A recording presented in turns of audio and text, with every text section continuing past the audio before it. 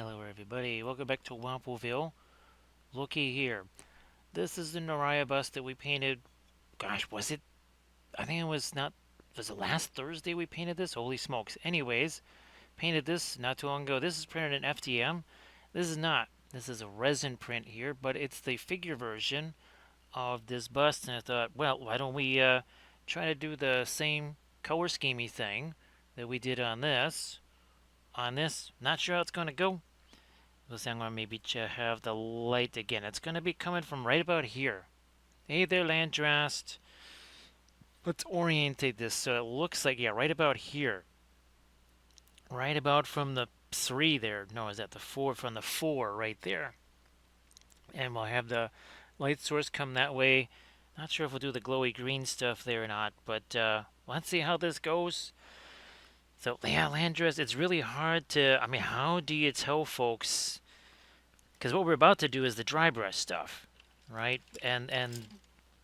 But they don't realize that it's the paint is going to dry. Hey there, Grey Wolf.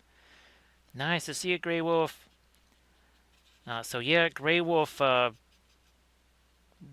sort of looked familiar there, and that's probably why. Because in that era, there was people were really very much into the Highlander, like the movies. Then there was that TV show. Remember Grey Wolf? I think there was a Highlander TV show also, and they were very big into that.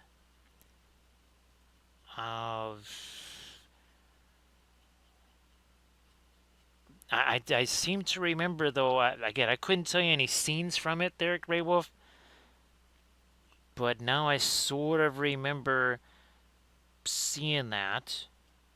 Again, I couldn't tell you anything from it. I have no clue. But I do believe I remember like some images or something like that. Hey there, Pura Vida, how you doing? Welcome back. So Pura Vida, thanks again for this. Appreciate that. Now, actually, Grey Wolf, when you first sent that one picture, I was thinking it was a Song of Ice and Fire. Yeah, or what was the TV? Oh, Game of Thrones? Yeah, I thought for a second that's what it was, Grey Wolf. And I thought maybe that was a Night's Watch character. Hey there, Blades. Great to see you again. So yeah, Grey Wolf, because Dave, he's been doing lots of Song of Ice and Fire stuff, and obviously we painted some Song of Ice and Fire not long ago. So I guess that was I guess that was kind of on the brain, Grey Wolf.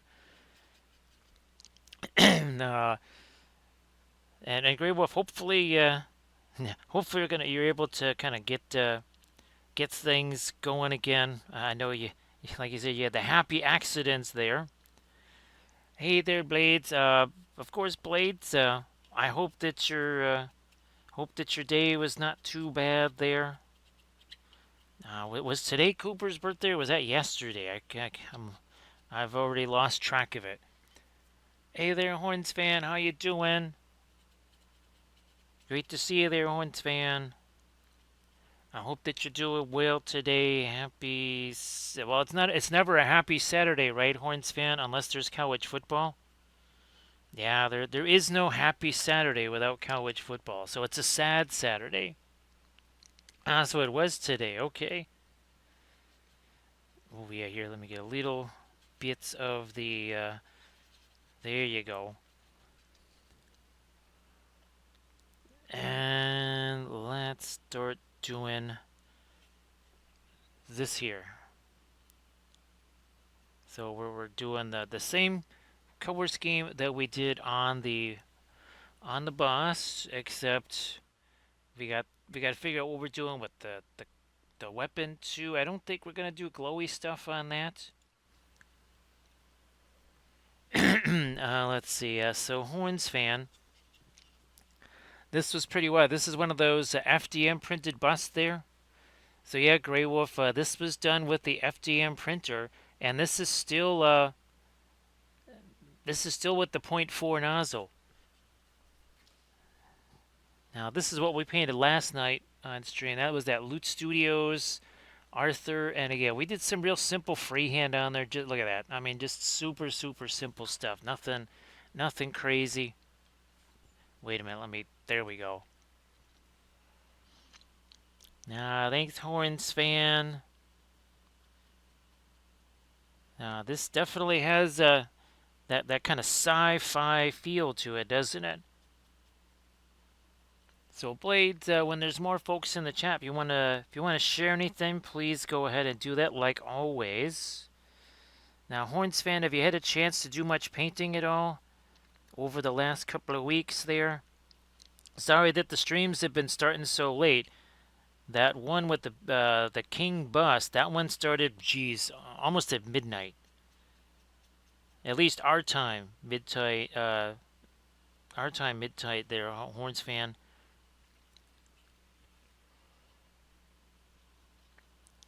Yeah. That's okay. Yeah, we do need to get some of this back here.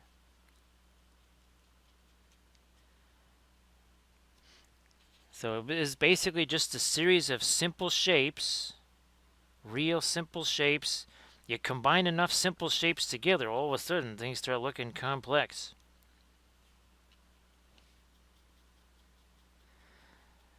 Actually, I'm glad, Grey Wolf, that you've been able to have some fun with the, I keep wanting to say War of the Ring figs. Nice to see you again, Schloopflock. Hope you're doing well. Everybody, please check out the Insta link.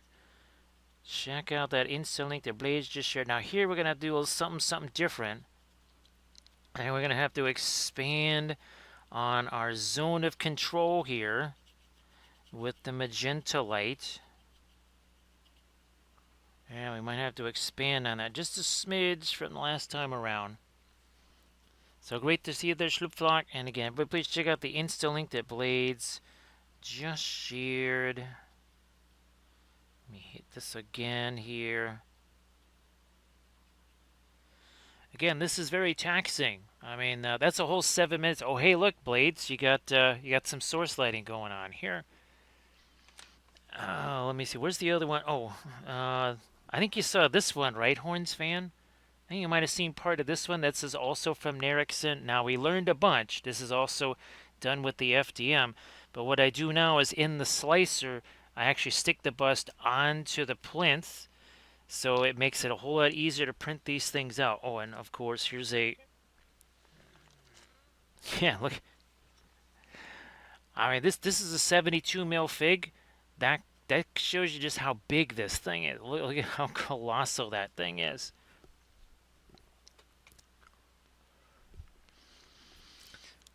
Grey Wolf, yeah, it's too bad there's nothing they could do like that with the NFL. I think they pretty much just have to give up on the Pro Bowl, wouldn't you say? Like, just kill it. Just get rid of it. It's so useless and pointless. Now, I didn't get to see any of it, Grey Wolf. Actually, Grey Wolf is the Frozen 4. That's got to be getting close. Who knows? Maybe that's also in March. But I would think that the Frozen 4 is not that far away.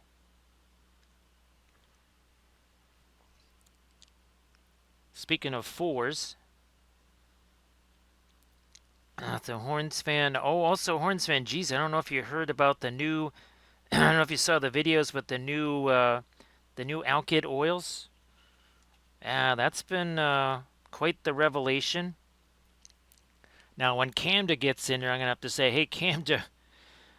Believe it or not, I can get the Marion Street oils on Amazon.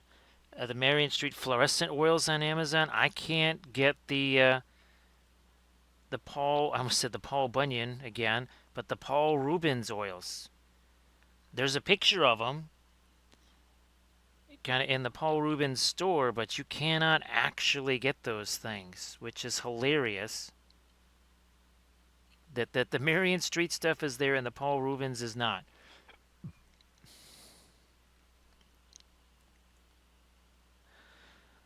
Oh, hey, Toady, nice to see you again. I hope that you're doing well there, Toady. Hope everybody is doing real well. doing this. Actually, Blades, Mike Disney was in the stream very briefly. I think it was last night. I think early on, Mike was in the stream last night.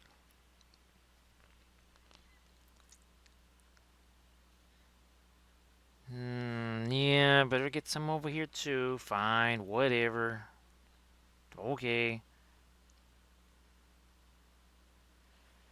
Oh, by the way, well, we had to change our programming, right, to this from what I was originally going to do.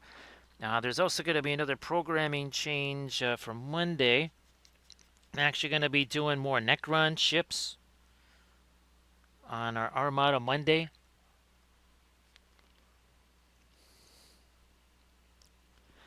Hornspan, couple of advantages. One of the things you can do is print things way bigger for way less money. So, also in less, believe it or not, less time. So this right here, you have to figure that would have been possibly upwards of $8 or $9 of resin. This was about maybe $1.15 worth of filament. And of course, it's all one piece, right? It's rock solid.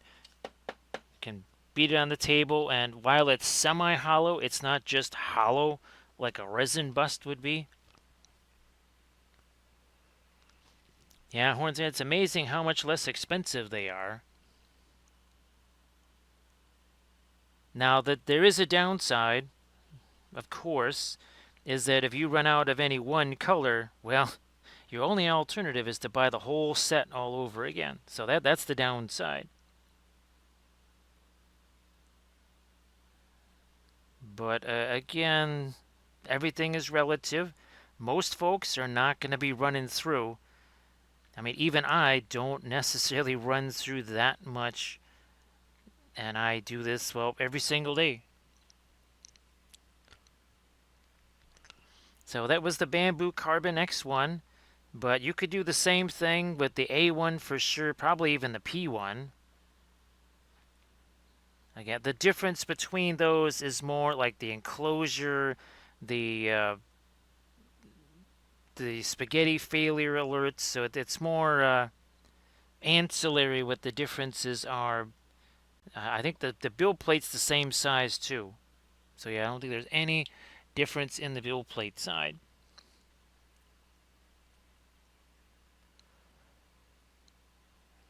Yeah, Toady, that's unfortunately, right now you just can't get the decent deals on the matte PLA. Now, I'm still keeping track of Amazon. That's back down to 49. It used to be, I was getting it when it was 42. So when it, maybe even if it goes down to 45, I might snag it. I don't know. So the X1 is kind of that's that top one. That's kind of your top of the line. Then I think it goes to P1, then it goes to A1. I could be wrong, but I do think that is the sequence of how those things go.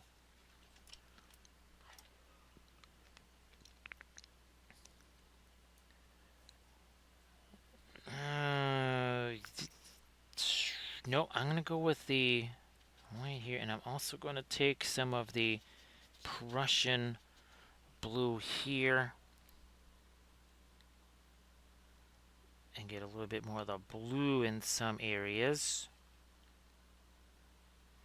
Again, we're 14 minutes in. Yeah. 14 minutes. That's how long this is taking. You know what? I might even get a little bit of that in there. See what happens here.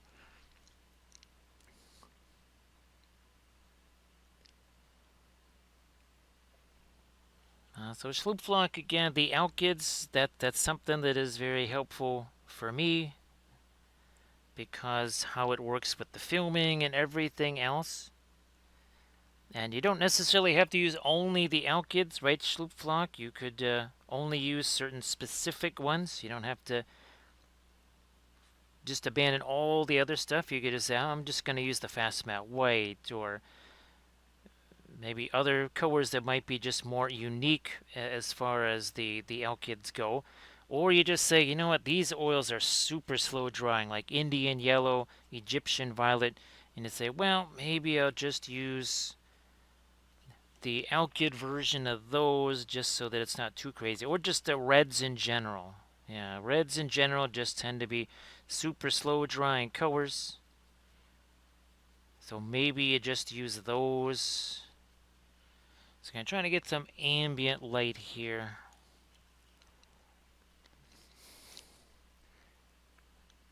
Let me see.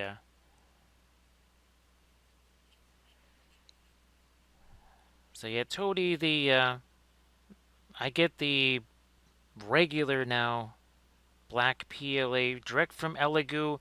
It's basically $9.99 a roll. No taxes, no shipping. I might even get another. I didn't even get another batch. I don't know. It does seem like things are kind of stabilizing now. I'd have to look at Amazon to see what's happening with the my resin stuff again, which that seemed to start going back down after really creeping up.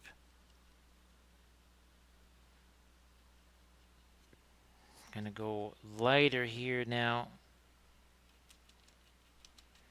Gotta really dry. This is the hard part to really explain to folks, right, Landress? Just how dry this brush is here. I mean, that is a dry brush. Yeah, Schloopflock, that was what I was talking about earlier in the stream. The irony that I just earlier today saw that I can get the Marion Street Fluorescence on Amazon, but the one thing from Paul Rubens I can't get is the alkyd fluorescence. And of course, those tend to dry very slowly too. So Pura Vida, all of that has had to stop with the stuff that's happened with my sister. Yeah, basically everything is in stasis there. The only thing I was able to do was build some new filming areas, which had to happen. Otherwise, I wouldn't have been able to, like the airbrush videos, we wouldn't be able to do those. But everything else, sadly, is on hold because it's not quite the same as what the Kathy situation was, but it's in the neighborhood. So unfortunately, all that stuff has ground to a complete halt. And we also have Adepticon that is approaching real fast, and that's kind of the coup de grace on any house stuff. Or as we like to say, coup de grease. Yeah, that's it has definitely been greased well and truly. So there you go. Again, this is all of 18 minutes. Once they're dry, they are dry. With watercolors you can, of course, but with the oils, yeah, once they're toast, they are toast. Well, Valfira, talk about the very definition of playing hurt, right? Yeah, that's basically the very definition of playing hurt. So again, Grand Oracle, appreciate everything, and of course, thanks for. I know it's been crazy weekend for you with all of the swim meets and everything else. What we didn't get a chance to do was all of our stuff on this side here, with all of our magentas there. So much appreciated, but I think we got about halfway to a level 5, didn't we? Or was that a level? No, it was a level 5. Wasn't sure if it was maybe a level 6 or not. Look at that. Rottweiler's got one too. Ooh, we really got to, I think we got to darken this down a little. Easy enough to do with our glazy stuff. Oh, by the way, this is that Griffin alkyd Now here, see, this is it. We're letting that mix there. We're not just dropping on there. We're also mixing it there at the same time. So it's a level 5. So thanks, Pura Vida. Appreciate that too.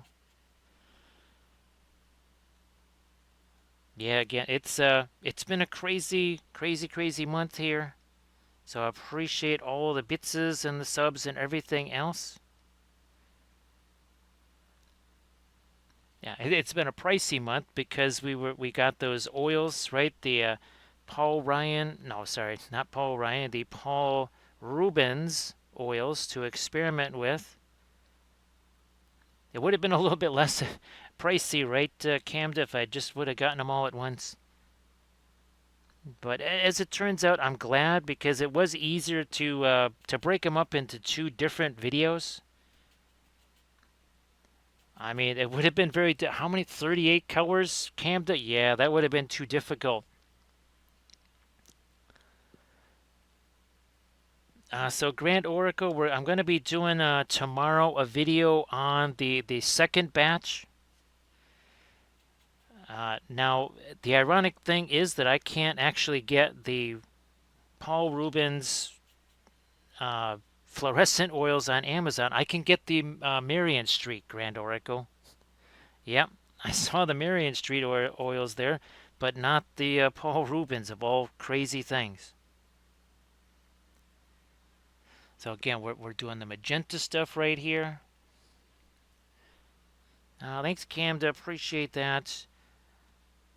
And of course, like we've been talking about, thanks to everybody. When you find stuff, you say, "Hey, what about this?" Right then, thanks, Valfira, for finding the those campaigns there too.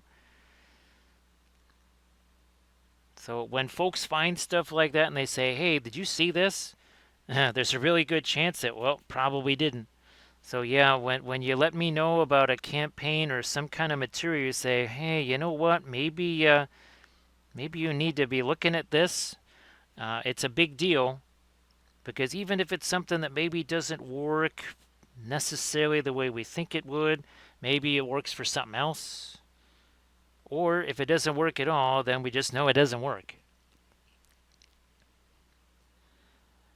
So again, much appreciated here. Again, well, don't mind getting me some more medicine. That would be horrible, wouldn't it? So Grand Oracle, I think. Now, this is the other video that I've got to. Whoops, it's not in here. This is the other video that I still have to try. Where the heck is it hiding here? I don't even know if it's. Don't even know if it's in. Oh, no, that's not it. Everything here got a little bit for schmizzle when I was looking for that Mig Ammo oil brusher thing. But I've got a Griffin white somewhere. I don't know where it is. Can't find it. Oh, here it is. So this, oops. I still have to test this Grand Oracle. Of course, I didn't see this, but I have a new tube of that.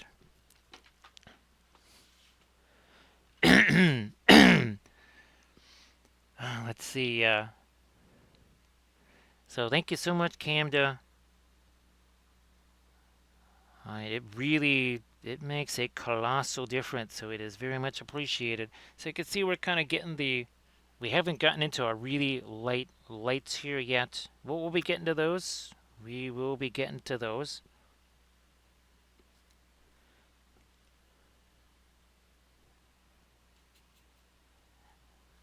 So Valfair, I haven't had a chance to do that yet. Especially, I was also I was getting more of the stickers and stuff like that. Oh, and the resin. Yeah, and I still got I got to look at Amazon and see if that resin is still where it's at, and maybe it's the navy gray, and that's the Soraya Simple Navy Gray.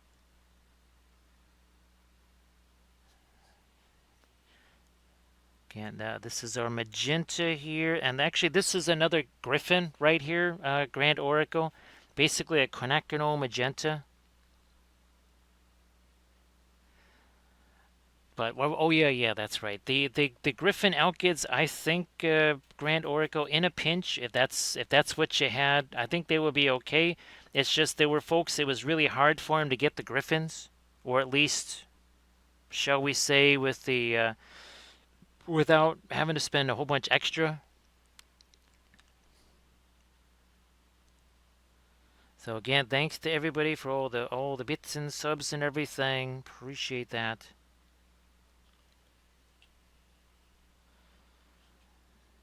Now we gotta let this set, right? Because we got all the shinies going on over there. We have to let this set, which means now we can work over here because, well, we don't have really any of the shinies over there now, do we? And I'm gonna actually keep fooling around with this radiant green over here. Not sure why. I just, I don't know. I feel like I want to get yet another little different color. So it's kind of like a red, green, blue going on here. Grand Oracle, let's see. The main large set is 80 bucks basically. And there's 38 tubes in there, right, Camden? And they're 50 mil. Oh yeah, Nerifel, I'll send you a link, an Amazon link to the Paul Rubens stuff. Because I know that you've been super busy and everything, and you haven't had a chance to really hear that or see it on stream. So yeah, I'll shoot you a link to that.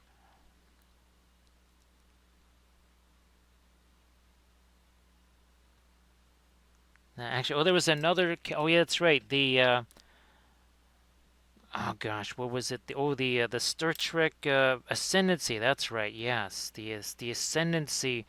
That campaign just started the other day.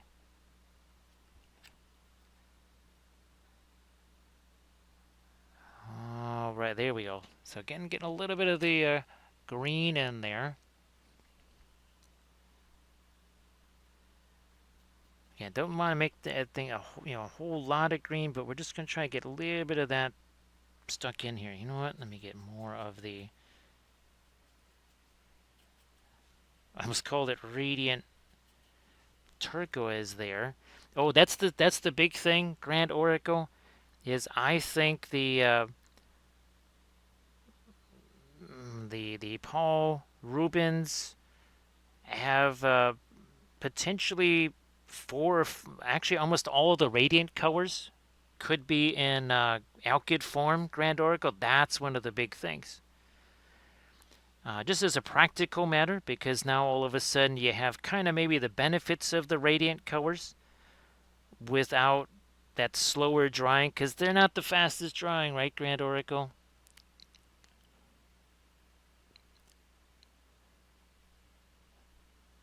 So you're seeing it at 22. Actually, Velfair, it was 23, believe it or not, when I got it. And that's the 1 liter bottle, right, of the Soraya Simple. So that's actually cheaper, Velfera, because I think it was 23 when I got it. So actually, Velfera, if you could just see this, you're putting yourself to work again. If you could just shoot me a message saying, hey, don't forget. I almost called it Aquavelva. Actually, that'll be our name for it, Velfera. Aquavelva. That's what that's going to be. Yep, that resin is going to be Aquavelva from now on.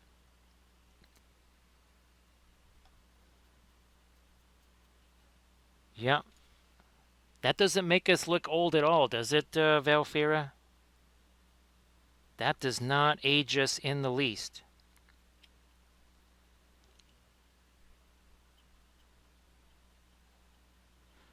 Okay, a little bit more here. So Camda, boy, footy season really is getting closer and closer and closer. Holy smokes. I don't really, I don't know. It could be a weird 2025 campaign for the doggies this year.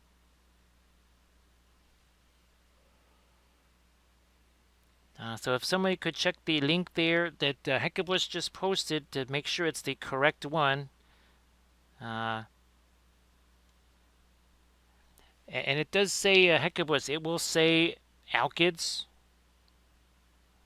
You know, if you get a close-up of the, pick on the pick one of the close-up images, it will say alkyds in the image there.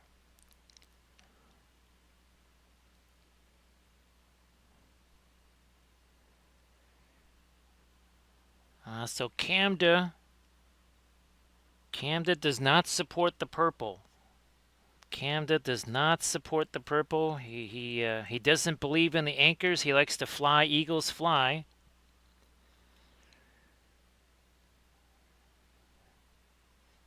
So Camda, geez, when did Nick Nat Nui retire? Was that 2-3 years ago? All right. Yeah, come on. Give me a little bit of the white in there. A little touch of it here. And then a little something there.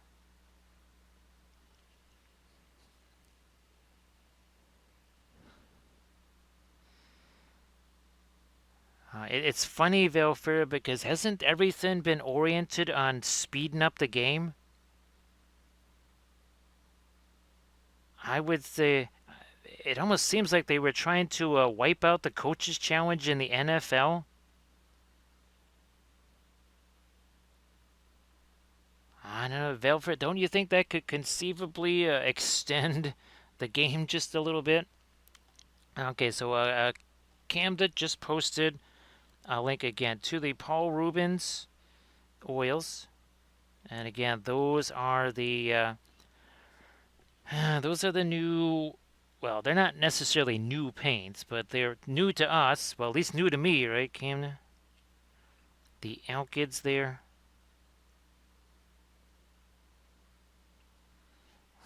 You know, I'm going to just use you. So yeah, Camden, that was what it kept taking me to, was the artist oils. When I was looking for the alkyds, well, the fluoros, not the regular ones, but when I was looking for the fluoros, it kept wanting to take me to the regular artist oils. Because they also have watercolors, they also have oil pastels, so they got a lot of stuff.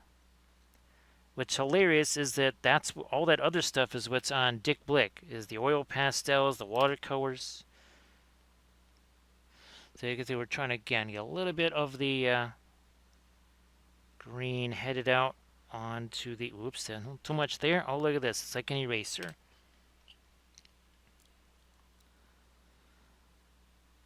So I think you can't quite go wrong with the full set of the 38. And again, I haven't had a chance to test the full, well, the other part, the 820 colors. I tested the 18, haven't tested the 20 yet. But remember, the 18, it comes with the zinc white. Oh yeah, Grand Oracle, we got confirmation on zinc white, didn't we? The hard way. Yeah, that was that thing was getting hammered on every single color swatch, every single one. Okay, so now we've got ourselves some nice little green in there. I'm going to try and get our ambient light going here. Let me get some more of that. I will be curious to see, because now we have 3 different alkyd whites. We have the fast matte white. We've got the Griffin white, and now we've got the Paul Rubens white.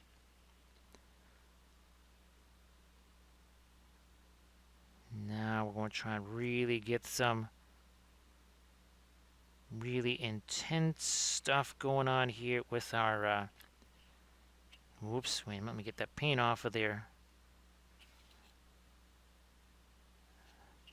Here we are going to take that and just pull that down along the sides. There we go.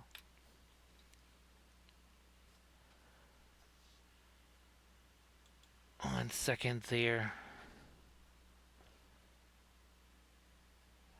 And of course, what's interesting, remember I saw that there was the 3 tubes of some kind of white. Well, I looked earlier when I was doing my search. I found out that the 3 tubes of white is only the titanium white. Yeah, not the zinc white, just the titanium. So that kind of tells me something. I do think that the titanium white is a much more popular option.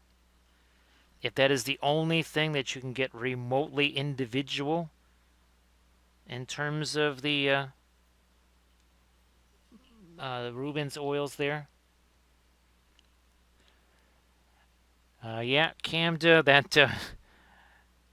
that was definitely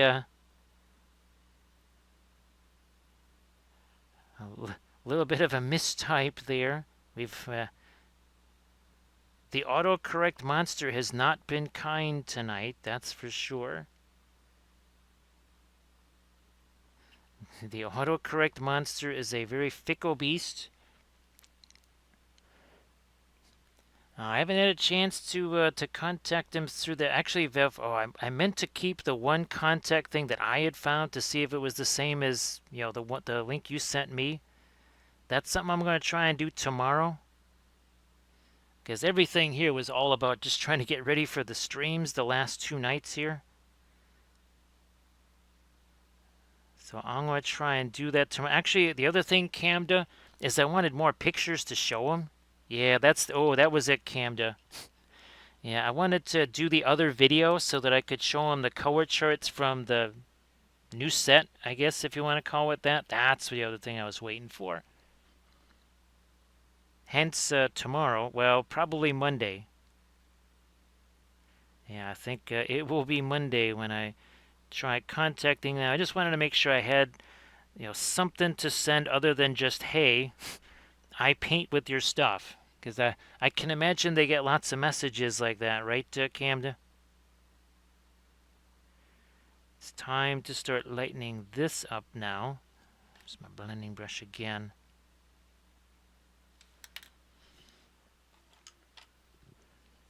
So now we're starting to get down to the face there.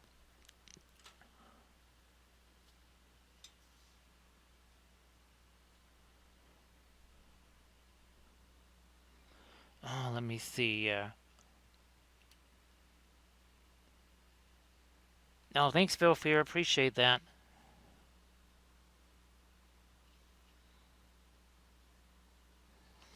Yeah, let me try and get some light going here. Also up there.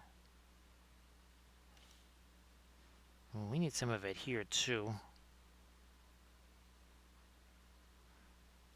Again, nothing that says we can't come back into here with some of our darks once again.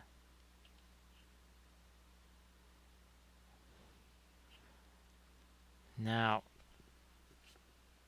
I think there is, yes, there is also the reflected light there, so we're going to make sure we get some of that.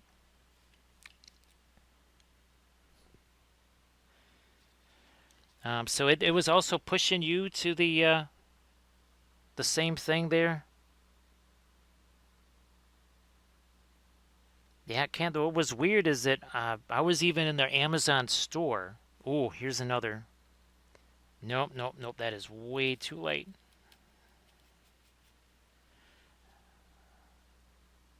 Okay, there we go. There we are. That's better.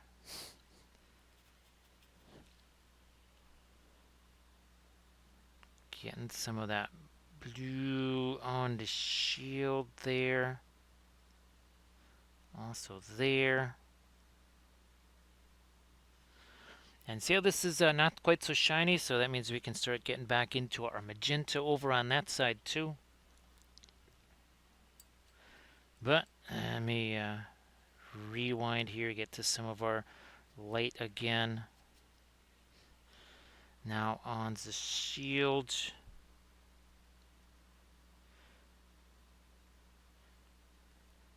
So I'm trying to figure out, see, printing something like this on the FDM printer. No, that's not quite where that needs to go. We're going to change this. Yeah, getting this done on the FDM printer. I'm trying to think of what's the best approach for that. Because this thing right here, probably should just print that in resin. Now, the rest of this, I would have to try and, again, assemble it. I was actually trying to assemble things in that generic 3D builder software that's in Windows.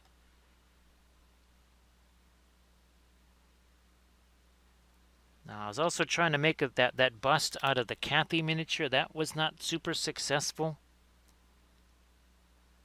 because of the way it's sculpted. Unfortunately, where the sword is and such, and the shield, yeah, I wasn't really able to make that work.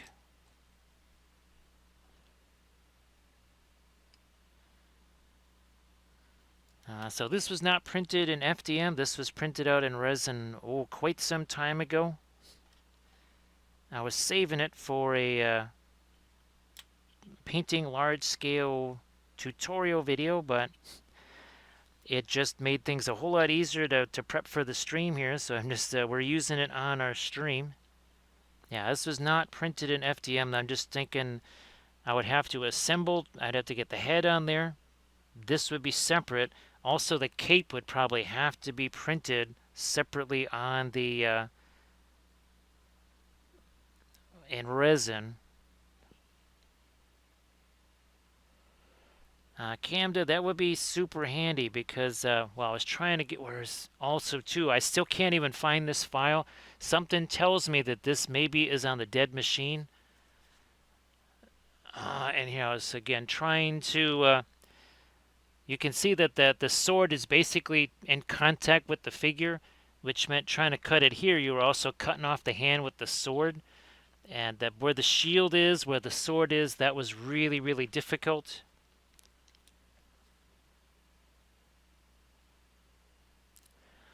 Hecubus, that is something that actually both myself and Armored Wolf wanted to learn. Was something like Mesh Mixer or Blender, I think is the other one, Hecubus. So thank you so much, Pura Vida. Appreciate everything.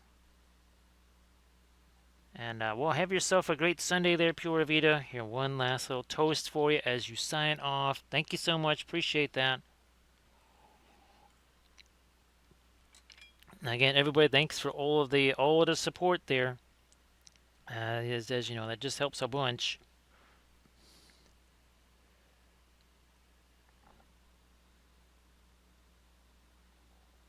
So yeah, there's certain things that I would really love to be able to do, but because of and there's other ones where the files are hollowed, and that is another thing. It's like I don't really think that I can take a hollowed file into the bamboo slicer and fool around with that. That does not sound like a recipe for something that's going to be good. So happy Sunday there, Pure Vita. Well, I hope you enjoyed the hype train, or that's the wheel of hype trains. It's the new thing, the wheel of hype trains. All right, let's see. Maybe it's time to slide on over to our magenta stuff here, because yeah, see, that's not. We don't really have too much of the shiny stuff anymore. And by the way, 1 hour 17 minutes and a 5.5 level hype train ago, there was no paint on this. Yes, a level 5.5 hype train. Appreciate that. And again, we're just getting a little bit of green on there, just because. As we got green, we got blues, we got magentas, we got all the stuff happening here. All right, magenta time here. Let's do this. Magenta, magenta. That is the floral magenta. That's the Marion Street floral magenta, by the way. There is a little bit of a fast matte white in there too. So yeah, that's why it's being a little more opaque.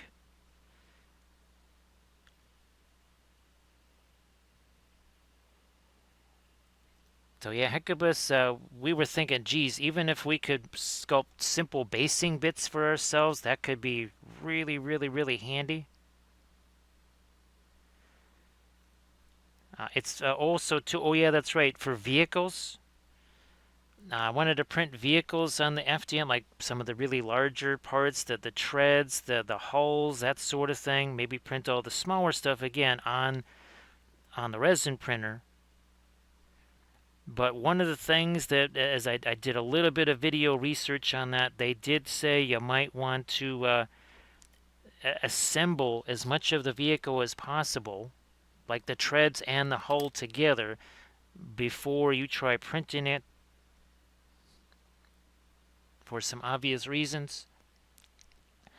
Camda, actually the only time I ever played with ZBrush was way back in like 2016 or something, when somebody just let me press a whole bunch of buttons. It went a little crazy.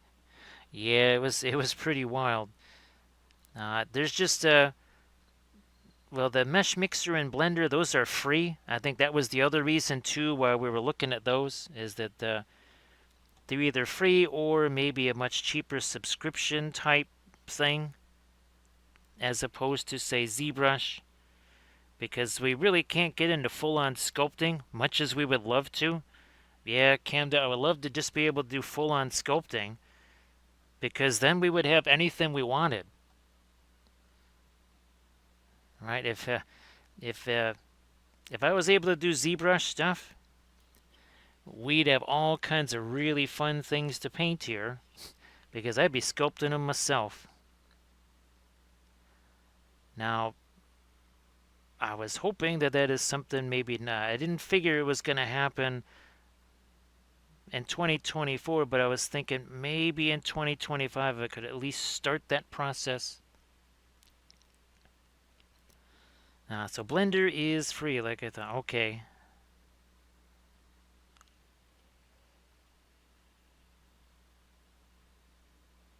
But yeah, Armored Wolf was hoping to learn that, because there's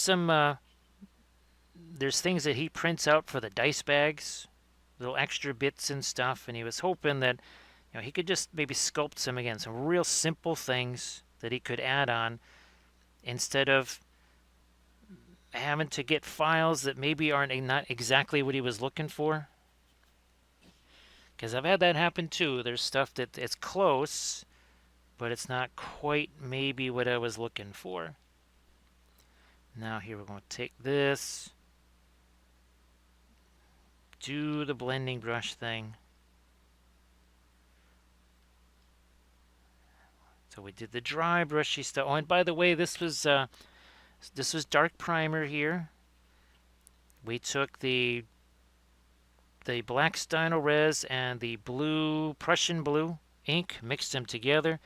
Same combo that we use for the ships. Now again, Armada Monday is going to take a little different tack again. We're going to be painting some, well, it's going to combine Armada Mondays and the Cuisine channel, because we're painting everybody's favorite croissant. We're going back to the Necrons, which means you'll be seeing the same magenta and some of the blue again as we paint a whole bunch of bases. I'll probably be spending the first 40 some odd minutes of that session just painting bases. Oh yeah, that's the other thing, Camda. I'm not really a fan of the bases that I've got to print out for BFG. I would love to just make my own, even just alter the bases a little bit, so kind of keep the same essential design, but there's parts of them that I just wish were not quite so heavy. I would love to be able to just get in there and make that adjustment. So here we're going to have that magenta kind of cutting across this way. It's a little bit different than the bust version because, well, we can see the whole thing here. Might still do the green down in there, the green glow. I'll see you later there, Valfera. Valfera, now that we've got basically a triple play on the colors here, right? We got the magenta, the green, and the blue. Let's do a little parting film noir for you, Valfera. Camda, it's the irony of ironies, right? It's like, wait a minute, now I can get this on Amazon too, but now I can't get that. So again, there's plenty of shading, but look at the difference. Now, I think this might show all three colors here. One sec. Oh yeah, you can see it. Magenta, blue, and green just starting to pop out. Now as we get closer, we're at 50%. Look at green, the blue, the magenta. So see you later there, Valfera. Again, thank you so much. Appreciate you being here. What were we working with? Yeah, the magenta here. Let's get some of this fast matte white into that. Go a little lighter here now. So here's hoping. Well, I'm not going to jinx you, Valfera. Yeah, I ain't going to jinx you. Yeah, if I say anything, you know what's going to happen. So I'm not going to say anything. Because if I say something to wish you well, it would be like talk about opening up a can of something. It'd be like opening up an entire mustard container right there. We don't want to do that. We do want to get a little bit more of our magenta on this edge here. Down here a little more. Yeah, there we go. So see you later there, Velfair. And again, thank you so much for the bits too. Appreciate that. I gotta try and get me the edge on this thing. There we go. Almost there. Almost there. Okay. Nope. that was too much. Whoa, not well, you know what? I can maybe use that there.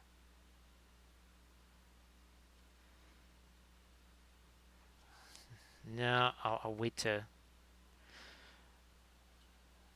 down in here. I might need some more of that lighter magenta there. I don't think I did a whole bunch on the shoulder here. Again, I think we're only like an hour. Yeah, we're not even 90 minutes in here. We've done the grand total 1 hour 26 minutes and a level 5.5 hype train.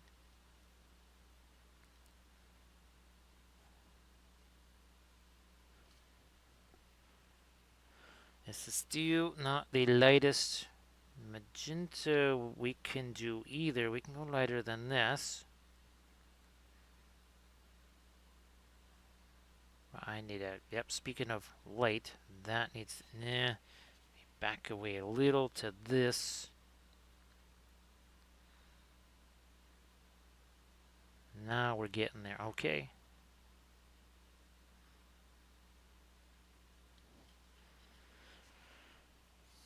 I don't think, definitely hadn't gotten to the lighter magenta on the shield here either.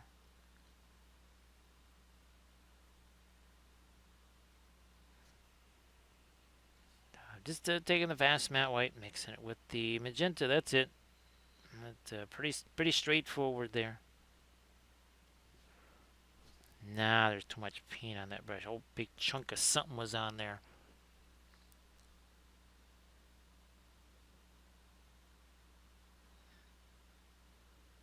Something here.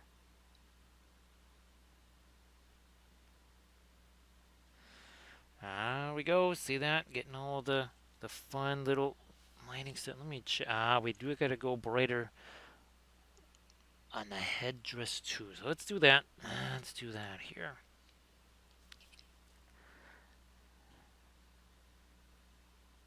We need I'm gonna back away a little bit to this.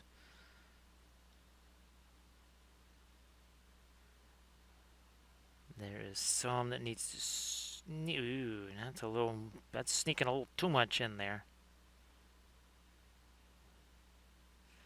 Don't want to do that. Hey there, Paintwater Sommelier. How you doing? Everybody please give Paint Water Sommelier a follow.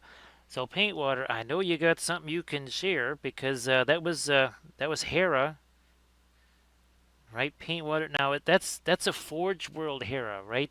Paint Water. So yeah, Paint Water, you want to share that? Please go ahead. Everybody, please give Paint Water Sommelier a follow. And I guess Paint Water now. I know you were kind of going back and forth between Trench Crusade, between MESPG, and such. But again, you want to share that Hera in the chat? Please go ahead. So that was looking really fantastic, Paint Water. But yeah, I was thinking that is a Forge World fig, right? Okay, I'm maybe totally wrong about that. Well, anything that GW, I'm kind of let's just put it this way. There's going to be a little bit of a GW disconnection from now on. So you will have to be the stream authority on all things when it comes to GW and what they're doing with MESBG. So you had her is the with Helm Hammerhand and with Owen and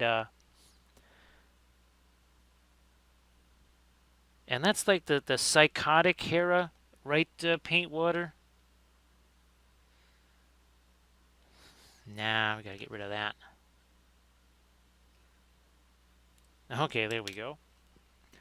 I don't think I'll zoom in just yet. Don't think I'll zoom in right at this point. We'll wait a little bit here yet. Paint Water, actually Navarrete Studios has Hera that I was going to try and get that. And I thought, well, that's one I could maybe paint also. Oh, he also has King Elisar. That's it. So that's the Middle Earth strategy battle game, Camda.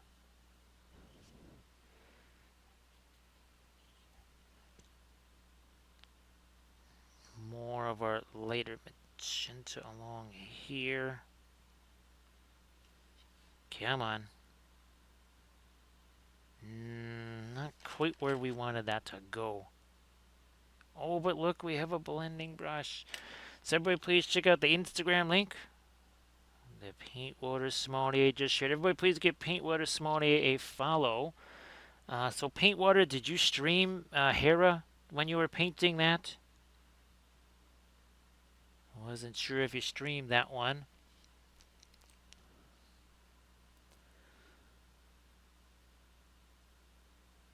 I'm gonna go this way with it.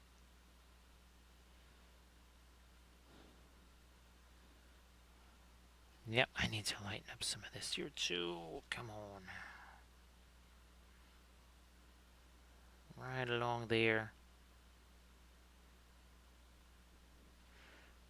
So Paint Water, been doing a lot of fun experiments with the FDM stuff. Here again is the FDM. Let's have these side by side now that they're getting more paint. So this was a printed bust in FDM right here. Well, in Paint Water, it's kind of funny because I've been printing out tons of Rohan terrain. Right now I'm printing out, I think one of the last sections of a Printing Goes Ever On Rohan building.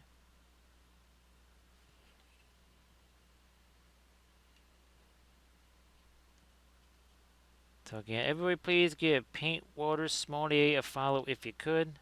That'd be really nice of you. Geez, actually, Paint Water, when might your next stream be? I was like, wait a minute, there was something I was going to ask. That's what it was. You know what? I am going to take... I don't have the floral green out here. Let me... 1 second here. Is this it? Yep, there it is. Speaking of the Marion Streets, now I think these were something like... I want to say they were like $14 on Amazon with $7 or $8 shipping. And again, that's the Marion Street stuff. I seem to remember these cost, and this was years ago. We're talking like 4 years ago or something. These were about $15 a tube, and I probably still got charged shipping. So I don't know if that's really all that different or worse, right? Doing it that way. Yeah, Cam, that you just never know. It's like, okay, now that's on Amazon. I don't remember that being on there before. And why? Oh, because I typed in fluorescent. That's it. I was like, why would those show up on a search for alkyd paints? But because I put in the term fluorescent. Okay.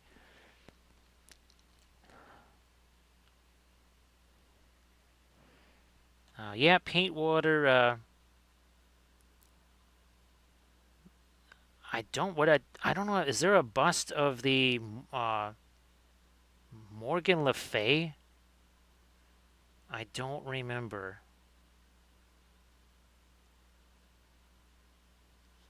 So, you know what? I'm gonna get more of the floral green in that, if I can. And also, too, I don't know if you saw the RM printable Rohan terrain. I mean, he's got like everything. He's even got like all of the stuff that goes in the stable. So we'll be, I'll be printing up lots of Rohan terrain there, Paintwater.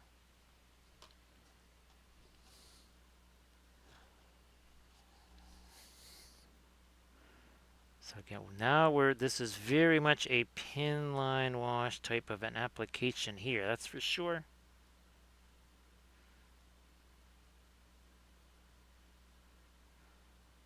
Come on. Get in there. No, gotta just refresh this a little bit.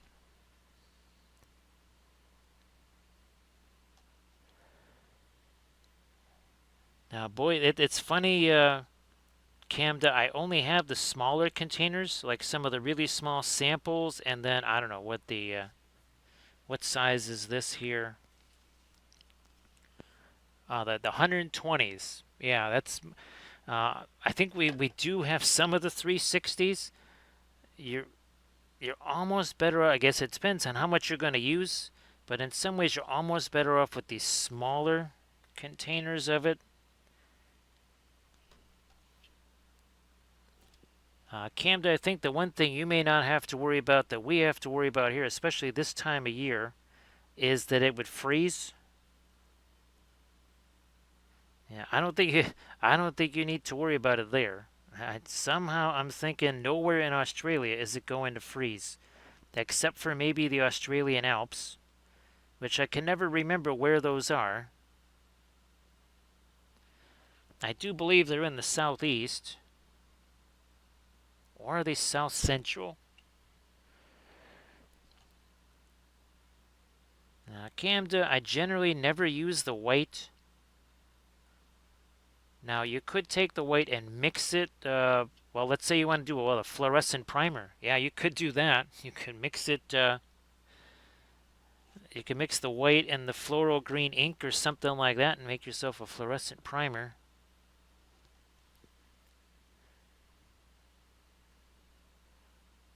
So it is in Victoria. Okay.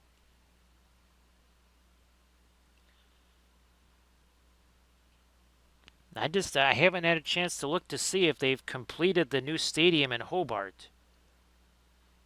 Because if I remember right, they were building a new footy stadium down there in Hobart. I think it's supposed to have a roof on it too, which kind of makes sense for Hobart. I mean, yes, the eastern side doesn't have quite the weather that, say, the western side. Yeah, doesn't have the eastern side doesn't have all the nasty wind and everything else, but still, I think that it's probably a wise idea. I'm gonna try and get me a little touch of that. Come on. A little touch of the green down in here. Like so. Maybe some of that over here. On the shoulder.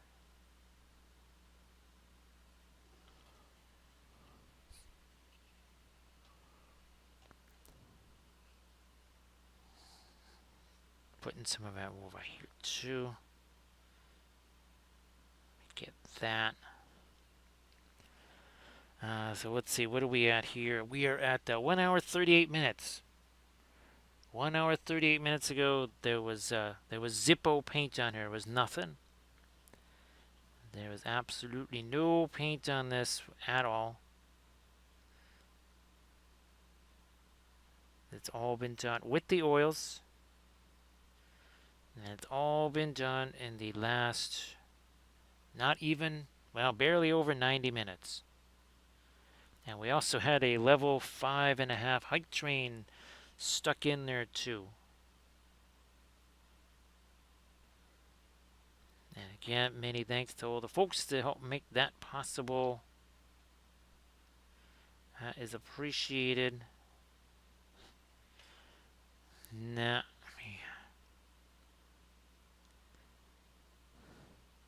that's right, I got to get me some more of these brushes along with some more thinner because I've been tearing through that stuff so fast.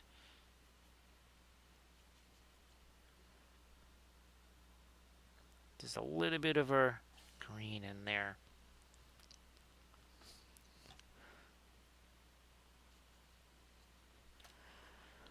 Also on our shield here, perhaps. Yep. So you almost got kind of like a little tricolor thing going on here. The green, the magenta, the blue.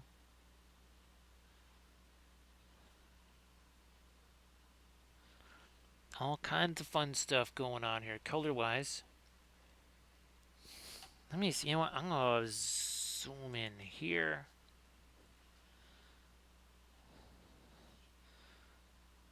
Because the other thing that I need to do here, let me get my reference. Yeah, I need some of these lighter lines here. All right, let's start doing some of those. Come on, fast matte white again. Now it's got a whole bunch of magenta in there. Let me get, there we go. There's my dropper bottle of thinner. Just going to start breaking that down.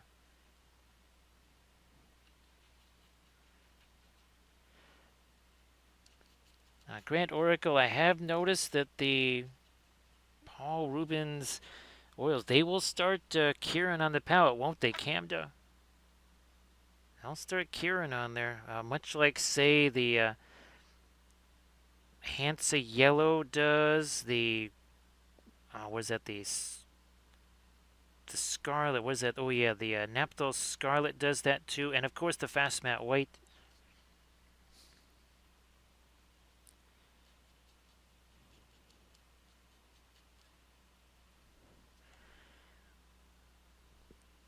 Really need to get, oh, well, okay, that might have been a little more than we were looking for, but that is what the blending brush can do. It just erases. On this one here, oh yeah, it was, you would have loved to see this Grand Oracle. I erased this 4 times. In the space of about 5 minutes, I erased that and redrew it 4 times, I think. That was pretty funny.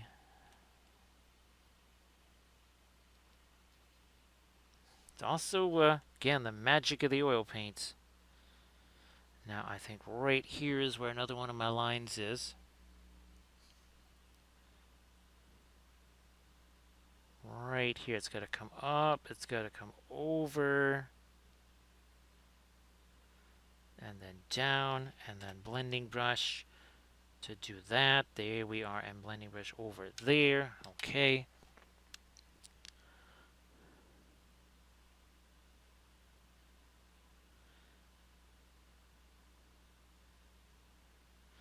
Gonna do this too. Start maybe catching a few more of the lighter edges on all this stuff. Geez, Paintwood, I don't think you saw any of the Tau. We did 3 sessions on the Tau ships. Now again, our Monday stream, we're going to be doing some more of our croissant because again, this is it's the cuisine channel, and we need everybody's favorite bakery goods there. The croissant, those are coming back. So be ready for that again for Monday's stream. The return of the croissant. Because those are delicious.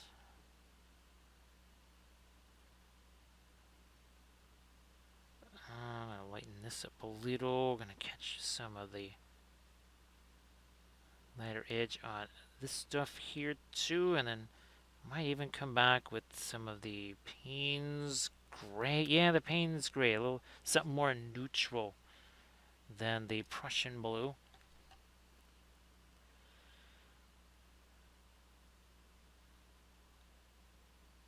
Get the edge on this and then, okay.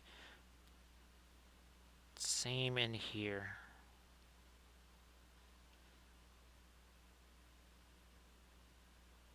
This too. You know, the one thing that's not so nifty about the CA Sculpt stuff is that if you were to say you download it right and you, for whatever reason, you lose your file, that is, you don't get to load it again. I mean, after a while, it just says your whatever has expired on the CA Sculpts site. So that is something I didn't know. I was not aware of that.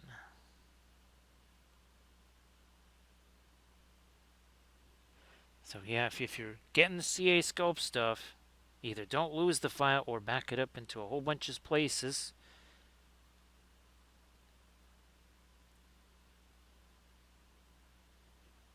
Let me get this here.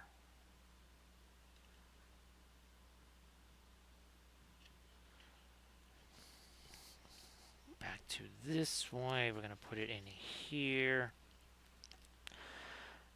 Let's see. Gonna go lighter on. Where'd it go? There it is. Oh, I already made that lighter. Okay. I actually made this lighter too.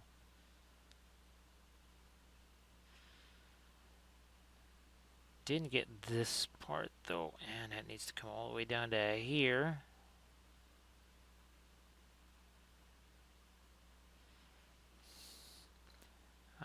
Yeah, here, let me turn this around.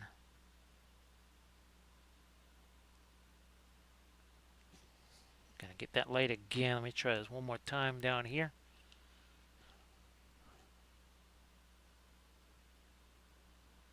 Okay. For whatever reason,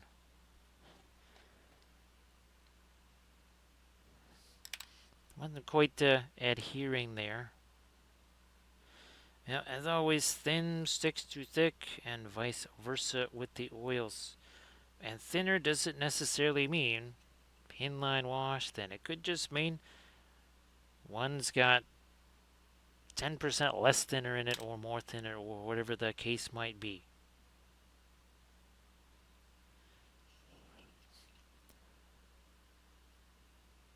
And again, let's see, 1 hour 47 minutes ago, this was a paint-free object, as we call them, a blank canvas miniature.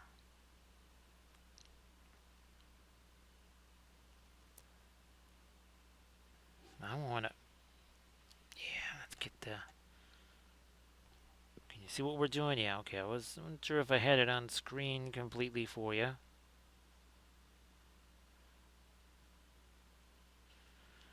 I'm going to try and really hit this light here too. Let me get the fast mat. It's pretty much broken down.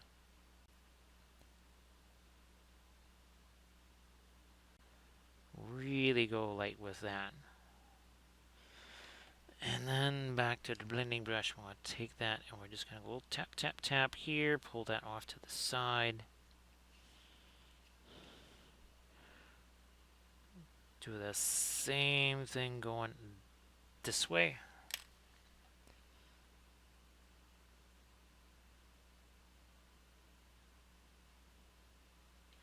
And really going as bright as we can in that spot there.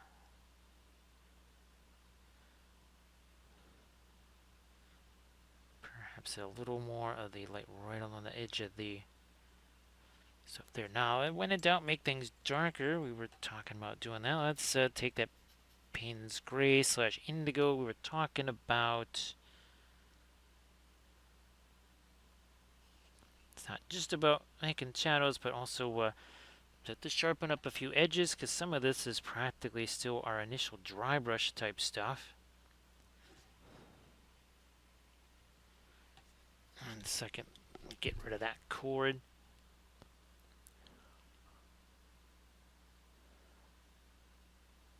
Bingo, right there. And that was a little more than I wanted with the dark, but it's okay.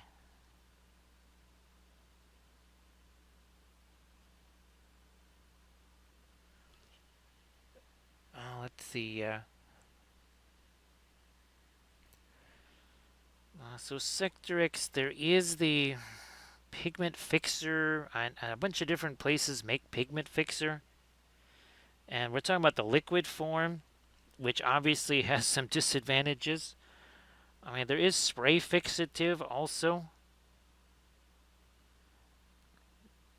In all likelihood, maybe with what you're thinking of doing, probably the spray fixative is going to be what you want. But remember that vehicle that I was showing earlier with all the streak, the winter wash on there? Well, there was a part of that also too. I did a little experiment where I used the pigment fixer, the liquid pigment fixer, like it was water. So it's almost like I was doing a bit of a watercolor painting with the weathering powders. And a pigment fixer, the liquid version of it, it was not only spreading around the powders, but it was also setting those. Now, is it sitting out here somewhere? Oh, here it is. Let me grab this 1 second. So for these, I did not do any kind of fixer on there because, well, I'm really not touching the base at all. Right? I'm either going to grab it by the figure or something like that, or by the edge of the base. So this actually does not have any of the pigment powder fixer on it. You know what? I'm just going to set that over there. Be easier.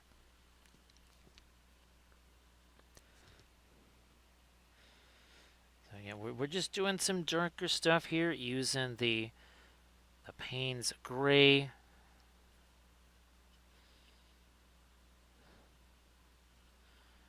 This is another area up here where I need to... There we go. We're just going to fix that up. I think we're already pretty good down there.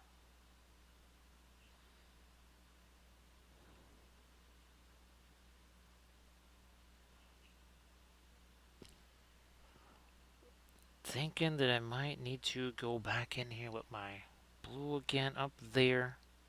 Oh, this is the other thing. That's what I almost forgot. Floral green.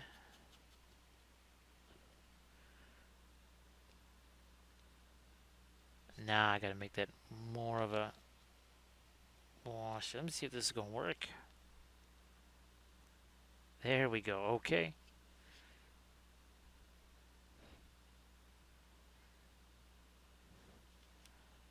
This too.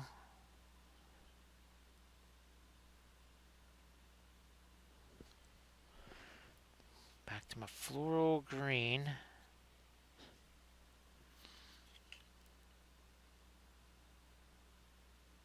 On this thing. To just make that even more. There we go. A little more juicy there with our green. Same up here.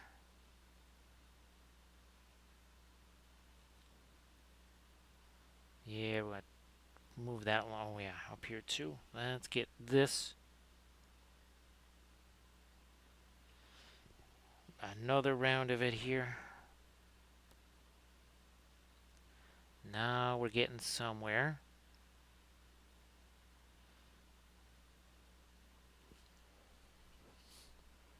That's going to get, yep, carry that down the either end of the spear, whatever.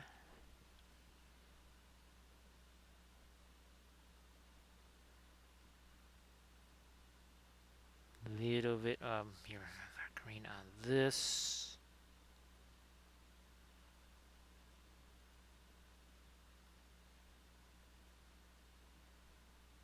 Like so. There we are.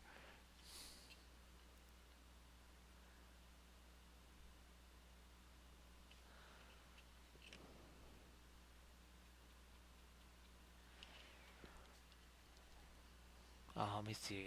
Again, the dry brush stuff to establish our source lighting first. Very, very easy.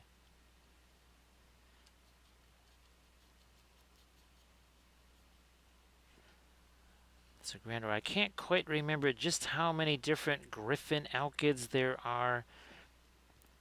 It comes very, very close to, you could just say, okay, if all I have is the Griffin alkyds, can I do most of the things that we're doing? Now, I don't know about Van Dyke Brown. That's the one, yeah, and there's no indigo either. So there's no Van Dyke Brown, there's no indigo. That would be the one thing I would wonder, okay, is without those are two, they're fairly basic colors when you really think about it, but they're real important to what we do. So I'm not so sure how that would play out without having at least the indigo and the Van Dyke Brown as part of the set there, but it doesn't have to be only alkyds. Just talk about that earlier. If you use the alkyd even for just a third of the colors, that has an amazing effect on the drying time. So yeah, it doesn't have to be the entire thing alkyds. Even if, say, 20% of the colors are alkyd, that's still going to be a benefit. So this is our famous charred animal bones Van Dyke Brown. This is the one from Williamsburg.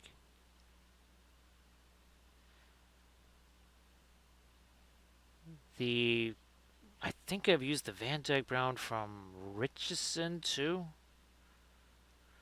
And then there was this one. Is this the Michael Graham? Yeah, that's the Michael Graham. That actually wasn't too shabby either. But now I've got lots of tubes of again, this is the Van Dyke Brown from Williamsburg, and it's got the carbon produced by charring animal bones.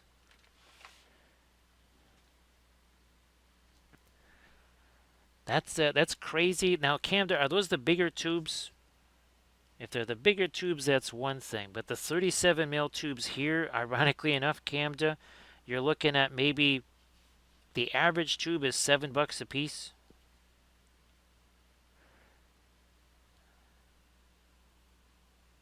Now, actually, there was two other ones, right, Landrast?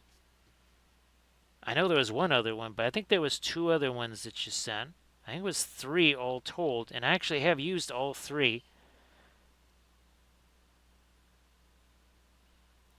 They would be in a color theory and oils video. But yeah, I actually have used all three of them. So yeah, it's pretty wild with the pricing, right? I mean, it never ceases to amaze. It's like, wait, what? Oh, look at this. We got indigo violet here. So that's the indigo mixed with the violet. That's really, really dark right there. Yeah, I was about to ask you there, Landris. I was like, I think you sent those.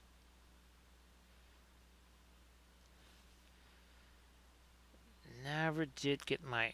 Speaking of dark, there we go. There's her darker line there. Get another one that cuts through that, and then we're gonna get our lighter lines back on there too. Hey there, Inganes.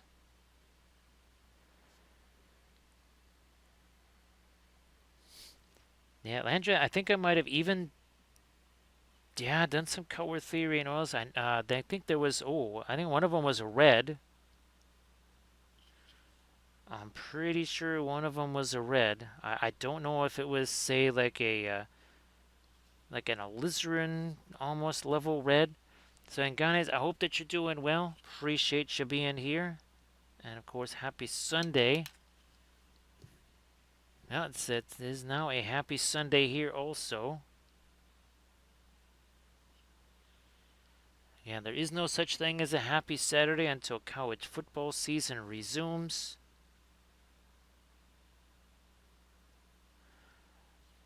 Now, oh, we got a whole bunch of nothing. We gotta get a little something there. I might just break this down. We got a little bit of our magenta on there.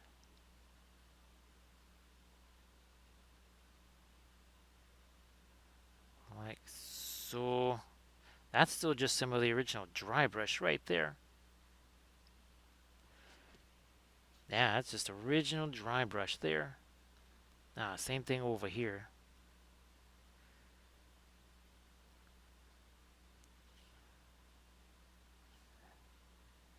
Maybe I can think about doing a slightly lighter magenta on here.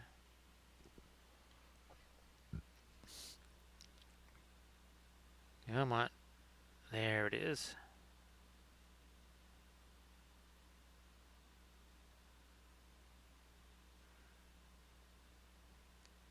Oh gosh, there was something else. There was a couple of different. I just remember making color charts with a couple of the different micrograms. And remember, Lehendras, I just kept calling him Michael Harding, I think, even during the video.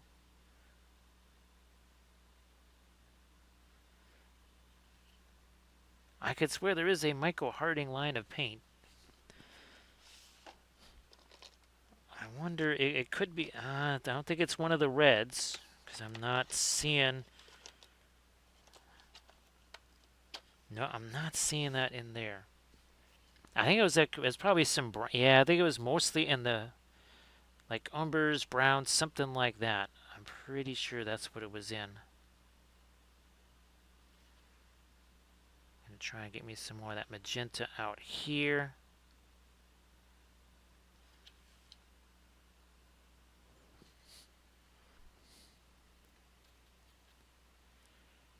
So now what I might do is go very quickly refresh the medicine, because with all of our fabulous hype train stuff, we went through the medicine pretty quick. At least I don't have to wash a whole bunch of paint off of my fingers like last night. That was nuts. Because I kept sticking my finger on his knee there. Let me try something here. Yeah, so this is mostly dry. Yeah, that's mostly dry too. So he's almost, looks like he's almost dry there. And obviously when we start doing the Paul Rubens alkyds, I'll let you know, Camden, on the stream if I've got the Paul Rubens out there. I want to try them out in the color charts first on the tutorial vids. Once we can really get that, and maybe again a test figure something, and if I can get the Highland miniatures elves ready to go. I just was trying to figure out what are we doing for basing on them. Because I have all those elf texture rollers, and it's been a long, long time now since we last used one of those. And I've kind of learned some new things with the bulletin board cork since the other, was it the Luminous or whatever?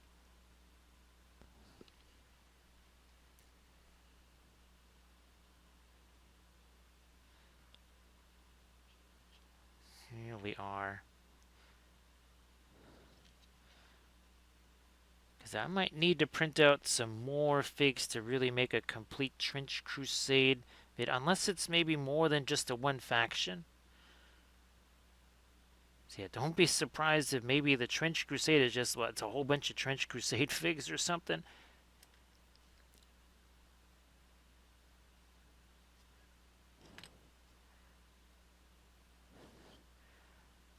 Come on.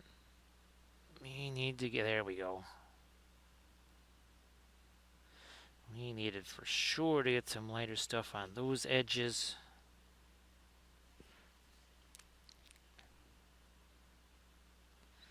Well, we know what the freehand would be, Land. Well, it's the same freehand design for every army, right? We know exactly what that should be. Giant banners with all that same design on it, no matter what the faction is.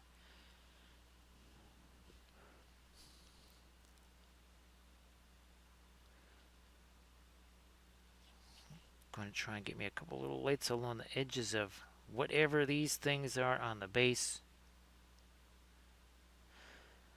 Now, oh, that was the other thing I wanted to do. Okay, fine. Fine, we'll do it there too. Alright, let me, gotta get all this magenta out of the brush then.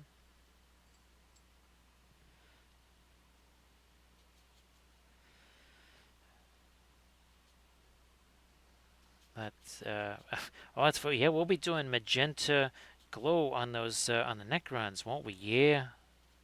Just breaking this down. Okay, more thinner maybe. Remember, again, you can thin the oils, you cannot dilute them.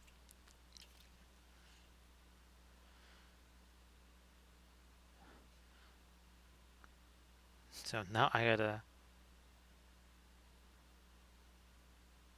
try and pin line wash all this stuff down into here. I was like, why? What was there something I wanted to do with the base? Couldn't remember what it was. See how that fills that in there, but it still has a glowy glow to it there.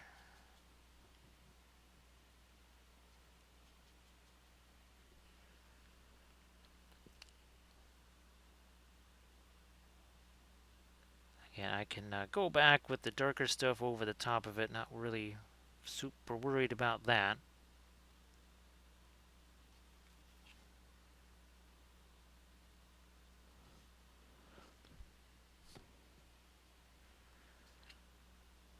Gotta sneak that all the way down into there somehow. There we go.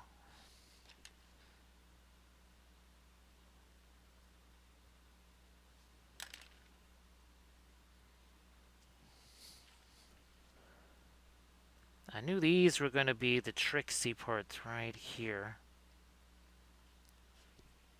Not quite so bad in these other areas.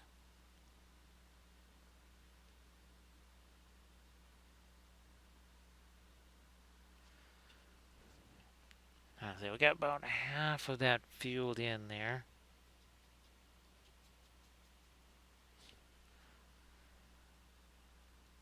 And we'll continue to work our way around like that.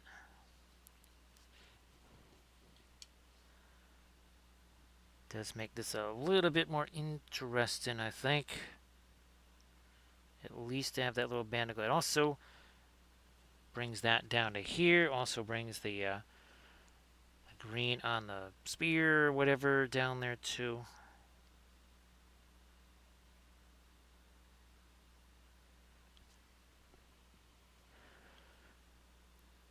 Once I do this though, we're just gonna have to let it sit there for a bit before I come back with any of the darker stuff over the top of it. Cause that's quite the it's quite the glazy thing going on there. Almost my hand's almost not barely touching the brush anymore.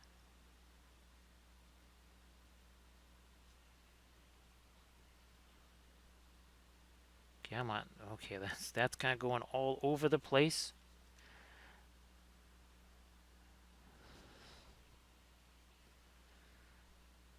I think I got, yeah, 2 of these sections to do.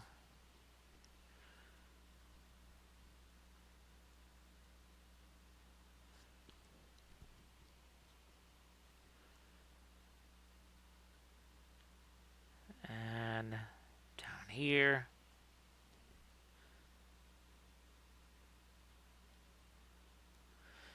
Okay, and that's it. No more of that there.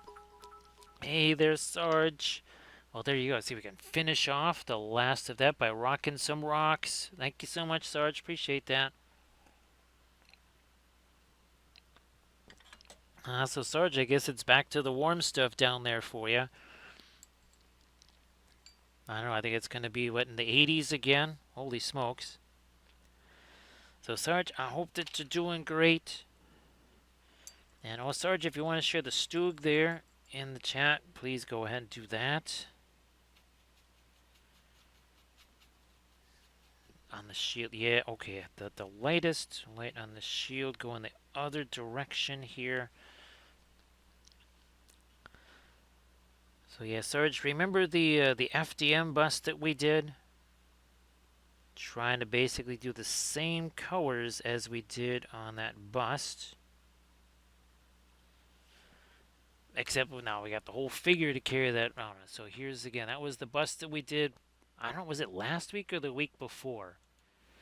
It might have been the week before.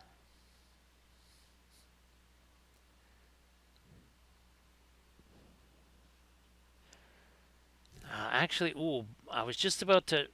I can't quite reach it, Grand Orico. It is actually like about 1.5 feet away from me, but there's too many things in front of it. I'd knock all those down. I think those were Lost Kingdoms miniatures. Actually, yeah, there's a ton of stuff that I have to print out, but yeah, I think there could be some interesting Lost Kingdoms miniatures that I could print out now that I just didn't want to print out back in the day. I think now I could print those out now. Well, I hope there's some really yummy chow for you there, Sarge. And again, I hope that your Saturday wasn't too crazy.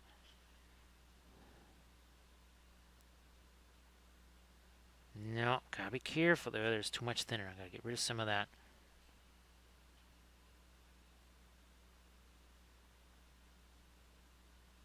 Gotta get rid of some of that.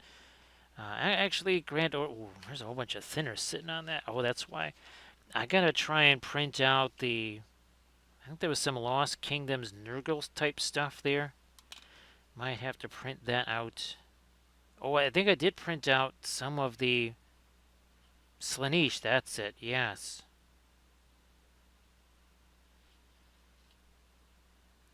You know what? Trying to lighten up that edge there too. Also over here. This one too. There we go. Yep. It's almost a bit like a Captain America type shield or something like that. Up here, I might have to come back with some of our dark to sharpen up some of those edges too. See what happens with this first.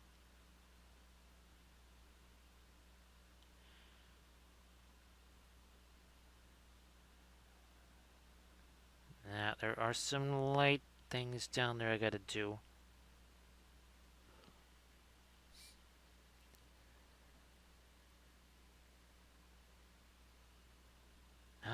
Well, that's good, Sarge.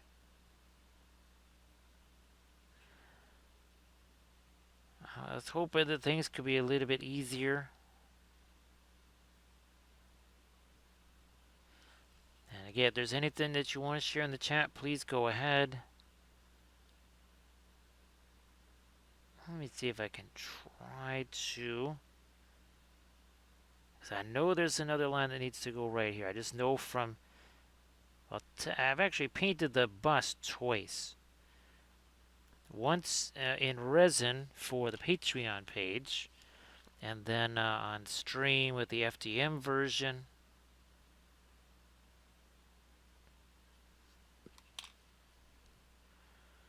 So there, I just had to do, well, basically a little bit of erasing.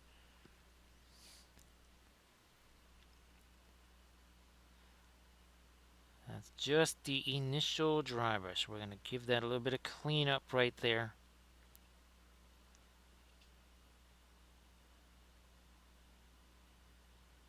Man, I know everybody talks about, the FDM and layer lines. I mean, I can actually see them here on this. So, and this is resin printed. What's funny is that the oils do just as good of a job as hiding the layer lines on this as they do on everything else. Definitely very excellent, right, Sarge? Speaking of which, maybe that might be our post-stream chow right there. Yeah, could be something very excellent. Gotta make sure I keep some of this darker stuff in here, because otherwise we're just gonna have a whole collection of light stuff and nothing that's dark.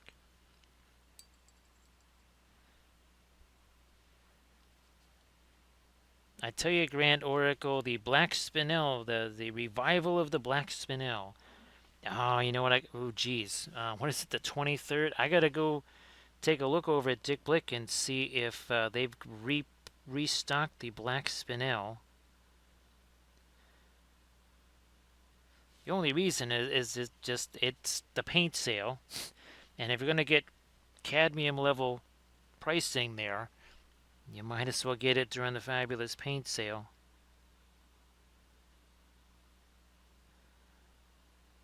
Trying to get some of the edges reestablished here.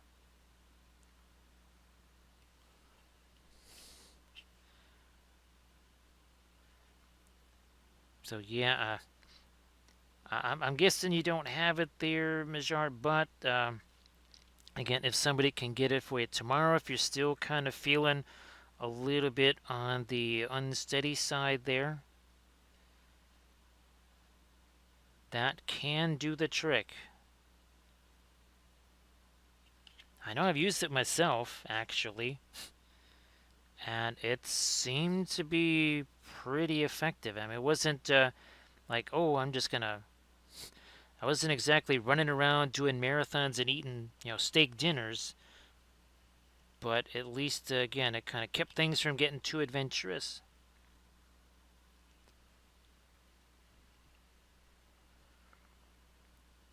So Camden, did you empty all of your Gamlin silver into another container so the contents were not under pressure?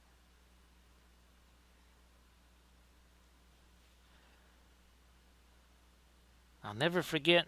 Oh gosh, I think Grand Oracle, wasn't it you and I that really were the first ones to experience the Gamlin, the metallic silver as being again a content under pressure? So there it goes. A little dark makes that light show up right there.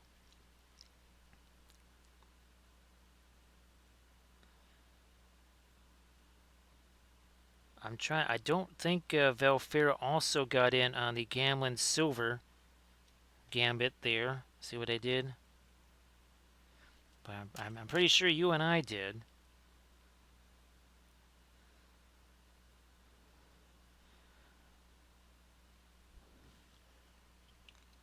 You know what? Let me get a little bit of dark down here. Basically like a shadow that is coming down there. Oh, speaking of which, here, where's my violet? Oh, look at this. Look at this. This is a first time combo, I think. The black spinel and the violet together. It's spinel violet. Or is it violet spinel? I don't know which sounds better. Welcome back, Flight Sim. Hopefully the 3D printing went well yesterday after the stream.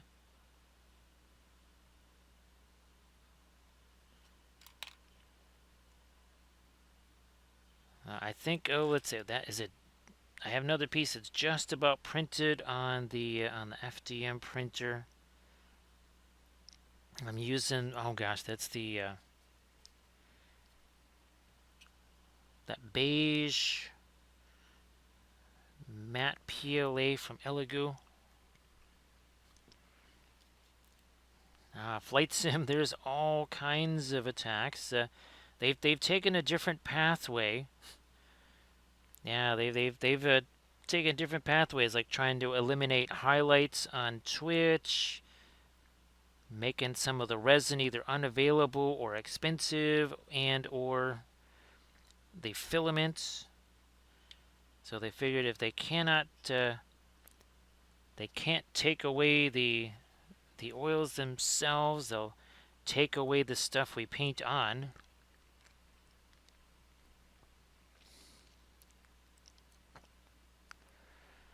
Sarge, some of the things I remember about, well, in the desert also too, when it came to, shall we say, doing other activities, as soon as, say, trousers might have been in the lowered position, every fly within about 1,000 miles would appear.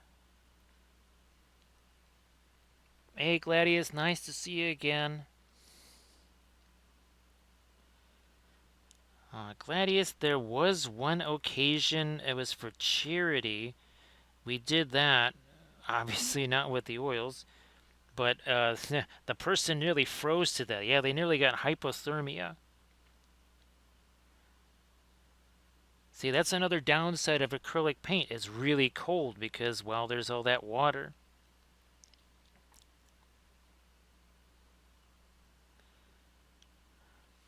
So what surface tension is talking about was an infiltrate. It was a bit of corporate espionage that was attempted by big acrylic. Where did that go? That's around here somewhere.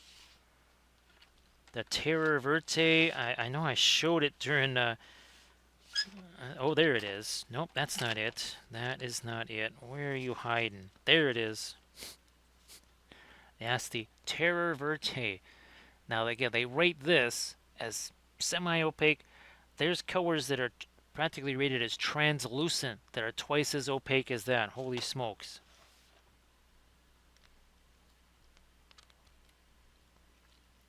That's fantastic there, Camda.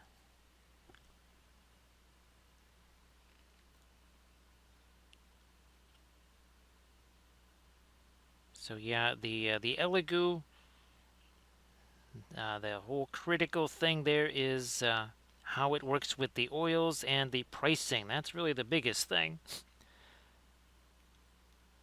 Because we're able to get that at, well, if we get the regular PLA, you're talking about 10 spools for basically $9.90 a piece. No shipping, no taxes. That really is crucial. The black matte PLA works really, really, really well with the oils, as evidenced by all of the large busts that we've been printing out, again with the black matte PLA.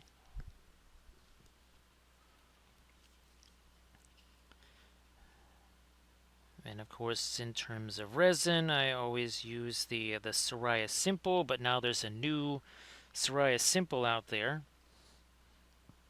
It's like a, what is it, a blue-gray version of the Soraya Simple or whatever.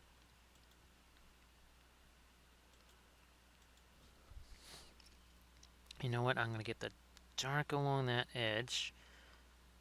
Some more dark down in here, I think.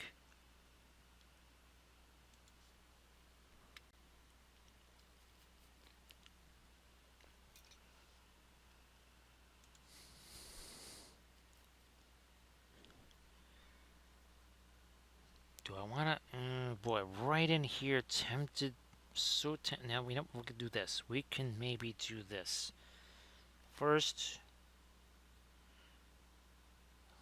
really chunk up that darker violet there. And then I'm going to try and get my blue over here. So I'm going to take the Payne's Gray, and I'm going to try and get that right in here. Let's see if we can use this as a blending brush here. Surface tension, scary as it is to think, not even the 0.2, it's still the 0.4 nozzle. I didn't get a chance to do those experiments this week because I was printing out Rohan terrain. Because I need that to help somebody out with a campaign. That's good. That's what I wanted right there. So this coming week, so after Geez, I don't know about after this print, but this coming week I got to get the point 0.2 nozzle on there. Now, that's it. Some of the other things that I was actually going to do as part of that test, I was trying to do that kind of assembly on the slicer. So there's some slicer stuff that I'm trying to learn first to create the objects to print with the point 0.2 nozzle. I know I'm gonna actually try and print this one out larger. Oh, that's the other thing is I'm trying to basically make this already attached to a plinth. That's going to be the tricky thing. That's going to be the tricky thing is how to get that attached.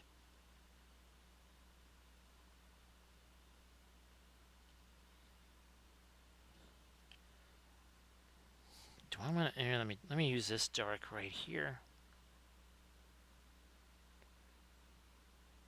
What's funny is all this kind of texture here and up here. It's like that Tau.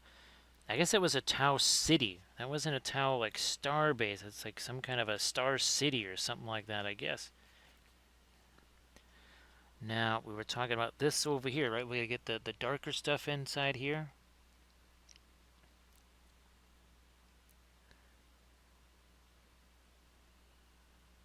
So Flight Sim, on average, you're going to get much more detail, especially with newer resin printers.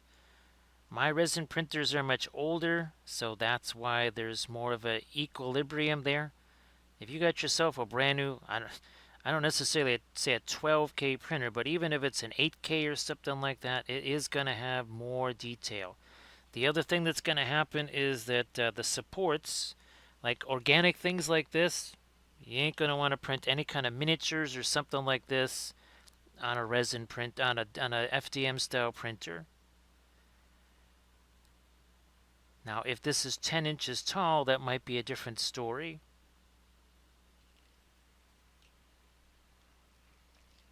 Surface tension, unfortunately, it's all the hard way.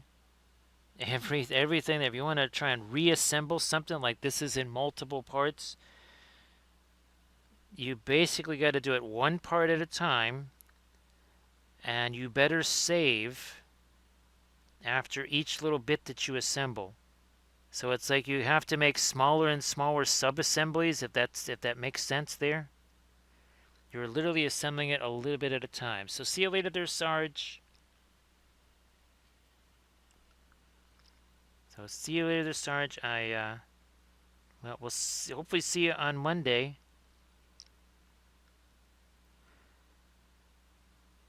And again, Armada Mondays, we are going to be getting back to the Necrons again. Because we have to finish off that fleet. Mostly the small ships. There's a bunch of little tiny ships that we got to do. Now, I think I'm going to roll back the other way here. Let me get the... Majar, I haven't heard of that. Have not heard of that. Now, is it pricing-wise, is it kind of more in the range of the Bamboo X1 or something like that?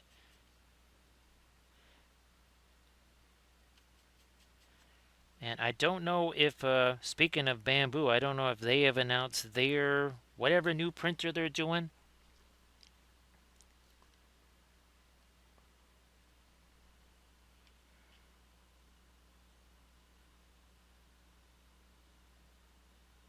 There we go. Okay, that's what we need to do right there.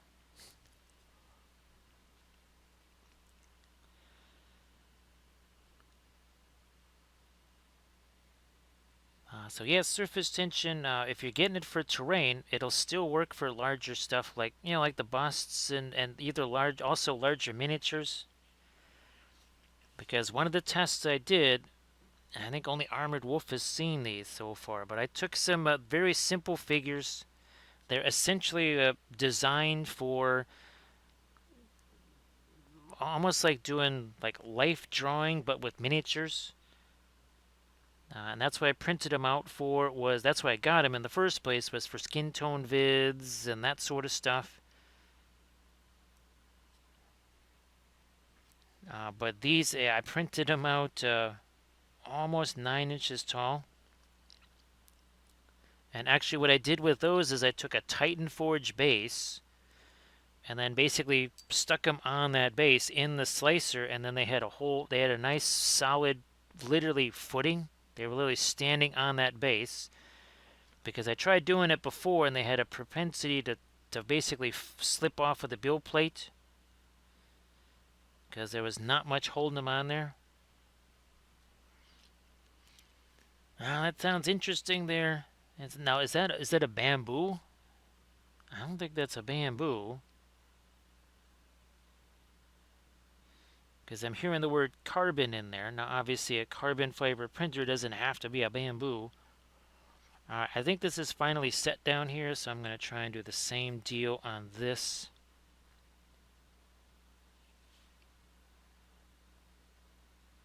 So again, Sarge, have yourself a good night's sleep.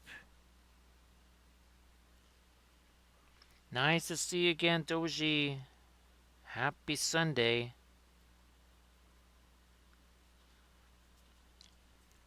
So Doji, it's been pretty wild painting this thing here. It's one that I've been wanting to paint for quite some time. It was supposed to be for a painting large scale series, but we're going to use it here.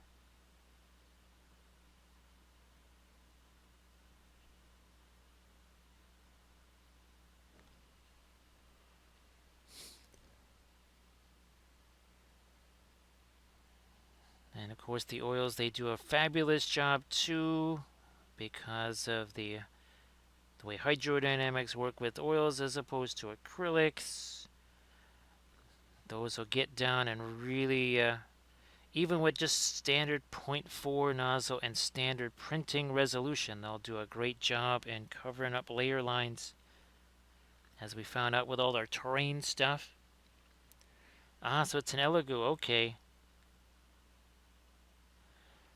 And it's funny, Majar, when I'm on the Elegoo site, I just instantly bypass any kind of printers or anything like that. It's always just show me the filament.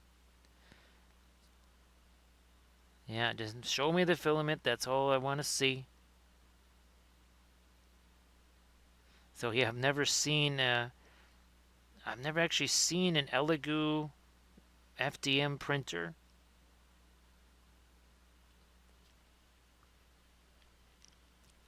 Thanks, Doji. I'll get them both side by side for you in a sec. I just want to get this on here first. It was interesting because, well, there was no shield, right, or spear in our bust. And then we tried to orientate the magenta light basically the same. Oh, this is going to make a wild picture, right, Doji? It's pretty wild to see them dancing around together like that.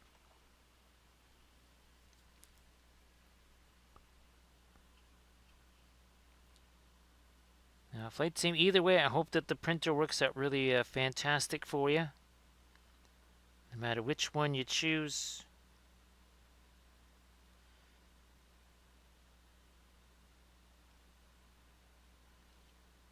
And of course, again, there's just a little different calculus for what I'm doing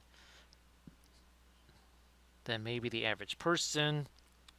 And it's kind of that way for everybody. The other advantage is all those really giant busts that I'm doing, those are they're very solid. They are not gonna break, that's for sure.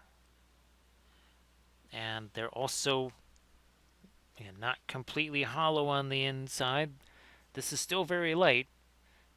So now again, if this was a resin bust, that'd have to be hollowed out. There'd have to be drain holes in it.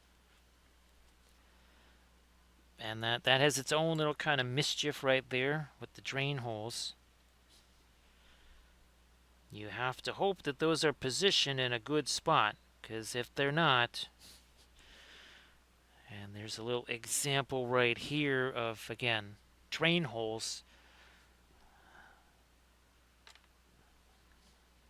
It might, most of the resin might come out, but depending on how it's angled, so that you can get the supports on there the right way, because you have to angle everything.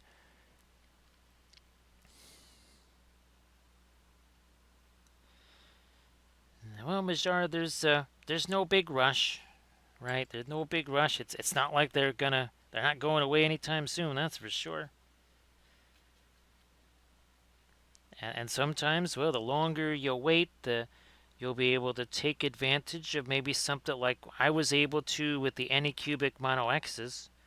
One of the reasons why I still use those is because I was able to get a second one on clearance, which meant multiple redundancy. And when you're relying on the printing as much as I am,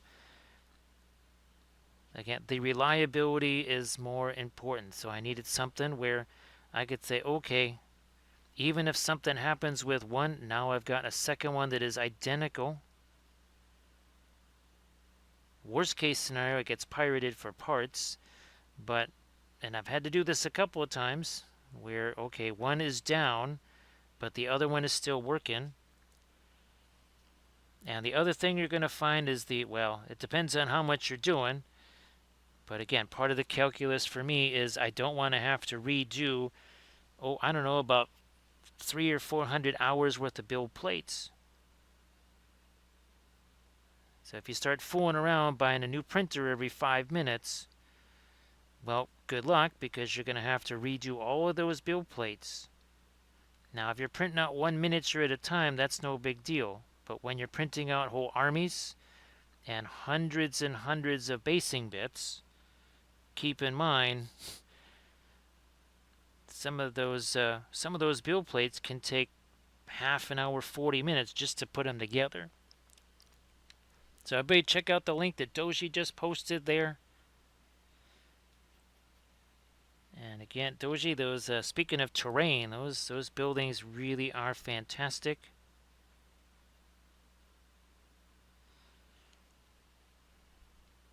I guess, Doji, you could say I've had my own bakery runs, because at the store they've had this cookie mix on sale for the last few weeks, and I've just been getting that, and I've just been chucking some cookies in the oven. So it's like my own version of a bakery run.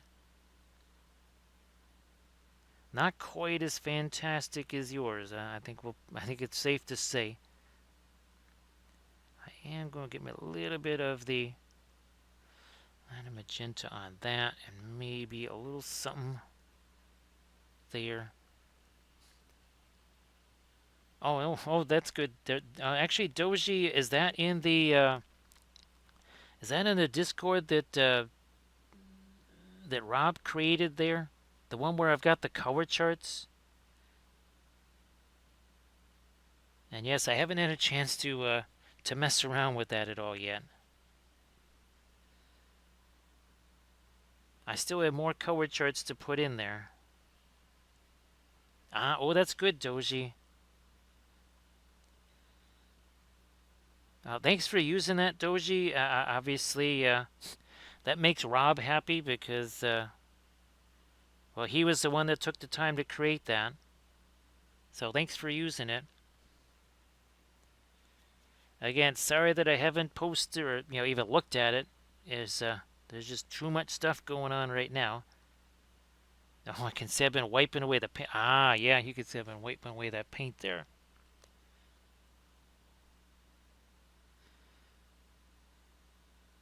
But that might be the one that I use, obviously, for posting, pictures, the finished pictures of stuff that just aren't ever gonna really make it to Instagram. That sort of thing. Let me get that magenta line further out this way. There we go.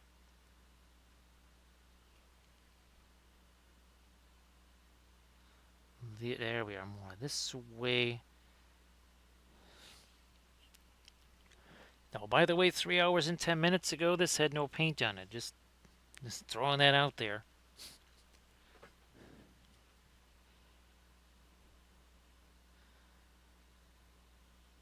What about this shield right here. We got this little arc right here. What's happening with that? I think... Do I need to create another line of dark? Or another line of...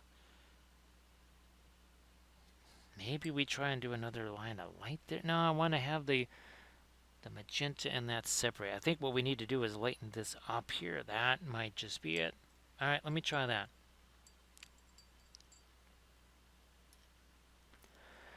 Yeah, Doji, they're never quite received, how would you say? You know, people just on Instagram, they're not going to read, right, that that's a work in progress. So I could certainly see where that's an advantage there, Doji.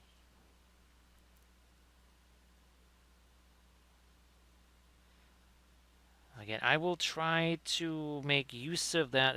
Nothing's gonna happen till after Adepticon, that's for sure. That is one promise that I can make.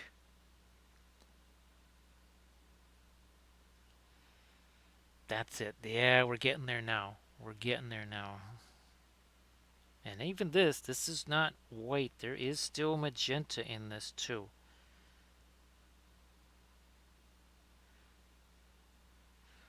That's another thing. Yeah, here we need to get a little something on that. I don't know if it's gonna have to be magenta or something kind of in between. Well, I guess this is kind of in between.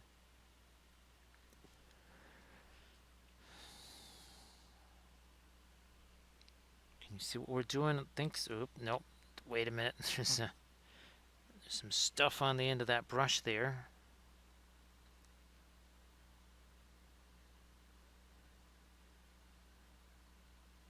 That's better.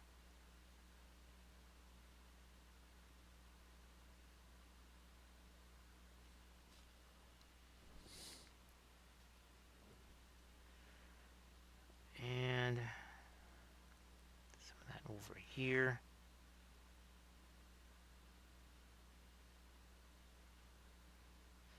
Blending brush again.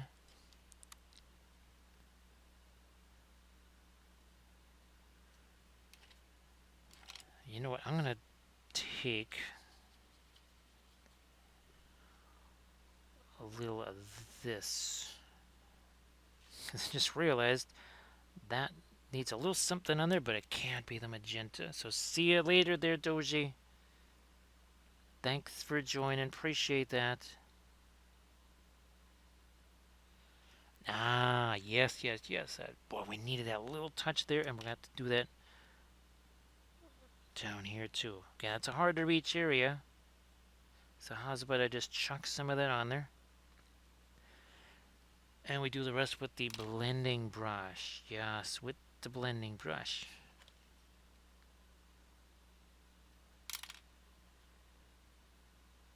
Let me take a quick look at this. I think we did the same deal here. Yes, indeed. Look at that. See?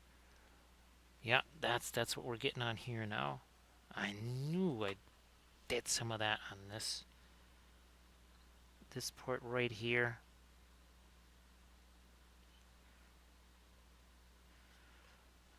Where's my blended in? I might also have to... might throw a little more dark out there. It's more of our bluish color.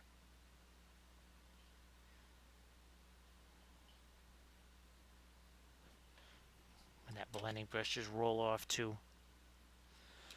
So if I'm doing that, here, let's back up to this. Is this too dark? I don't think so. Blending brush again.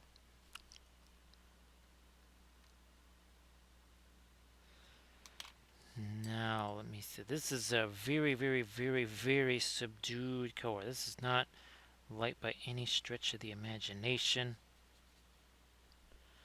It's maybe a middle tone, maybe even a dark middle tone.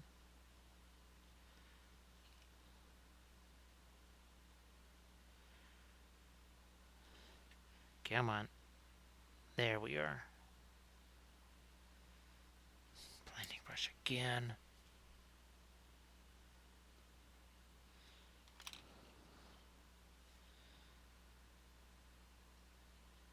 I think I want some of this down here. That is probably getting too light for right in there. There we go, okay. Let's take I think our Payne's Gray maybe. And our black Spinel. So it's, Indigo Spinel. We just did violet Spinel. Nope, too much paint on that brush. Get rid of some of that. So let's see, were we at 57 last stream there, Armored Wolf? So thanks, Armored Wolf, for posting that. We did have ourselves it's wild, Armored Wolf. We had ourselves a level 5.5 hype train earlier. It is ironic that it's still at the 57, or was it at 51? I don't know. So many thanks to all the folks that helped make that multiple hype trains happen.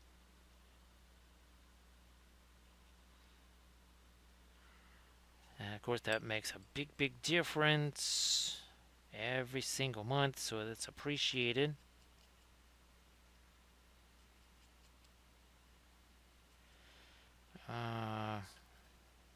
I wonder, is this going to be too light here? It's right along these edges. So see what we did here with the magenta. Got to do the same thing here.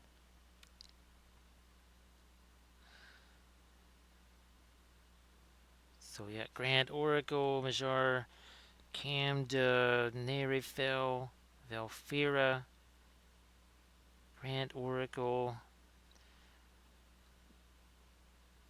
Everybody chunking in the bitses there and the subs, because again, sub warfare is acceptable in a Blitzkrieg.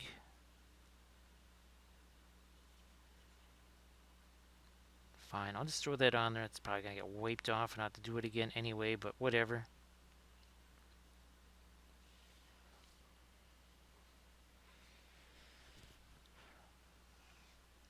I'm going to actually zoom out a little here. There we go, so we can see more of the base there.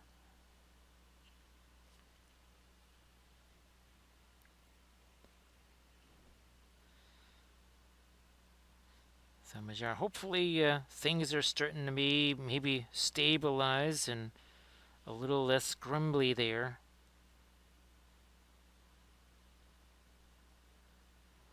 Lighter along this little seam. At first I thought that was some kind of weird print line, but no, that's supposed to be there.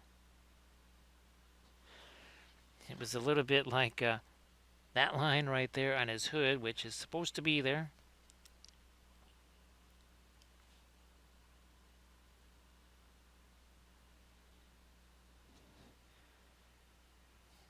You know what? I'm gonna get me some more of my fast matte white out here. Let's just put some of that out there.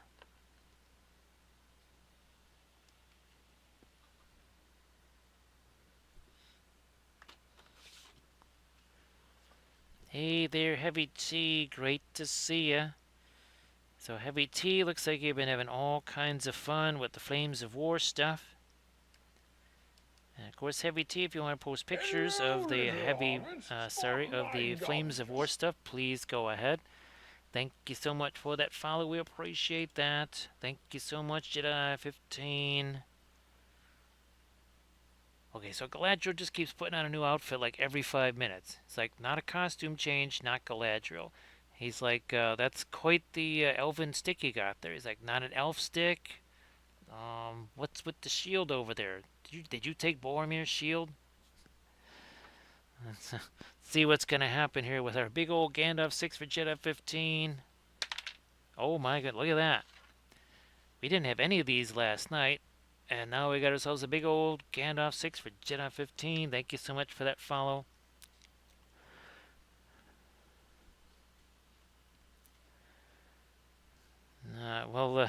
Sorry about that, Majar. Again, that stuff is not supposed to go on an adventure, right? It's supposed to stay in the hobbit hole. There, we don't want it to. It's not supposed to be wandering off to Mordor there. So again, everybody please check out the Insta link that Heavy T posted. Please give Heavy T a follow if you could as well.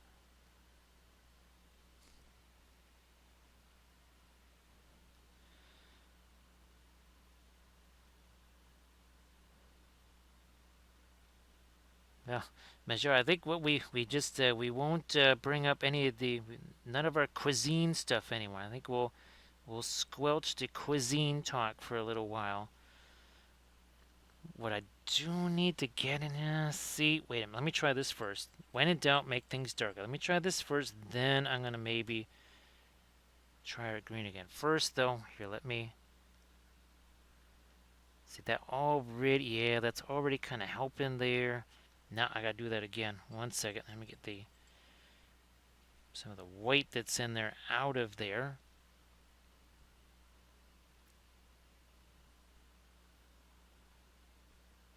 I think, yeah, see that already kind of helps there.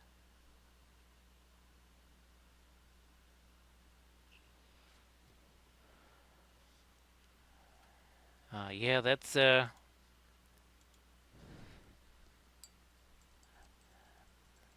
definitely is shadow and flame right there. Okay, try the radiant green again. Might steal some of that fast matte white. Let's keep going with that. Okay, here we are. So can everybody please check out the Instagram link that Heavy T just posted there. I think it was an Instagram link. Yep, that was an Instagram link.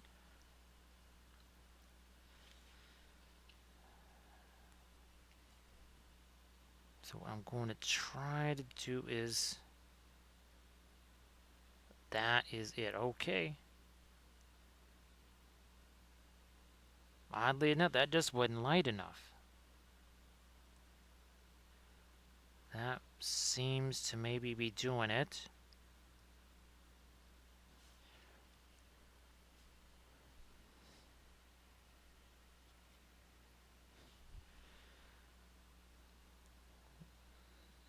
And, okay, yep, we're going to lighten this up some more here. That is what I needed to do. Okay, well... I'm hoping I don't have to also do this down on the base here. That would be, I don't really want to have to deal with that down there. In fact, if anything else, yeah, I'm going to probably darken that down a little. Oh, as a side note, when we were painting the giant king bust, I was reminded as I was turning that into a YouTube video. Yeah, that's going up on the YouTube channel tomorrow. Well, at least the skin painting part of it. Yeah, remember the Amber Alert that went off? And that shall we say, it startled a few folks.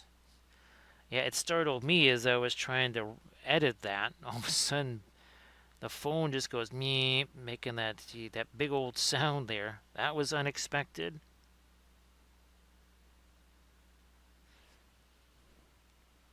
It's like, whoa, what in the world was that? And of course, I had the headphones on and everything. And even the volume turned up for editing. So I got nuked by that.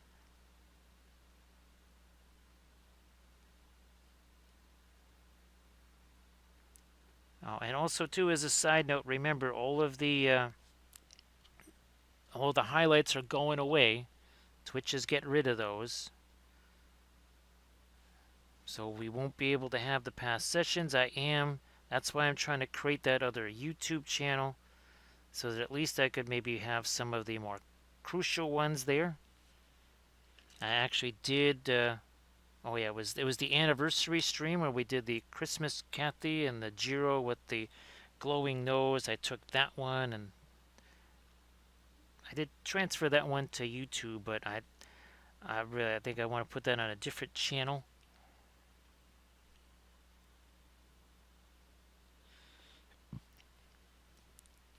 I guess the other thing is, well, maybe eating some rice. That tends to sometimes be, well, for things that are exiting the building in a rapid fashion through either end. Usually that's kind of that and maybe a baked potato too. So I'm going to try and get me a little bit more of my... This is just a floral green down here. Ooh, there's a big old chunk of something on that.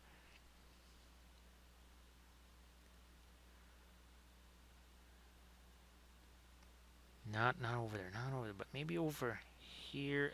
Oh, and here too we got this little stretch. Got to keep it on the darker side there, but I want a little, some kind of color in that.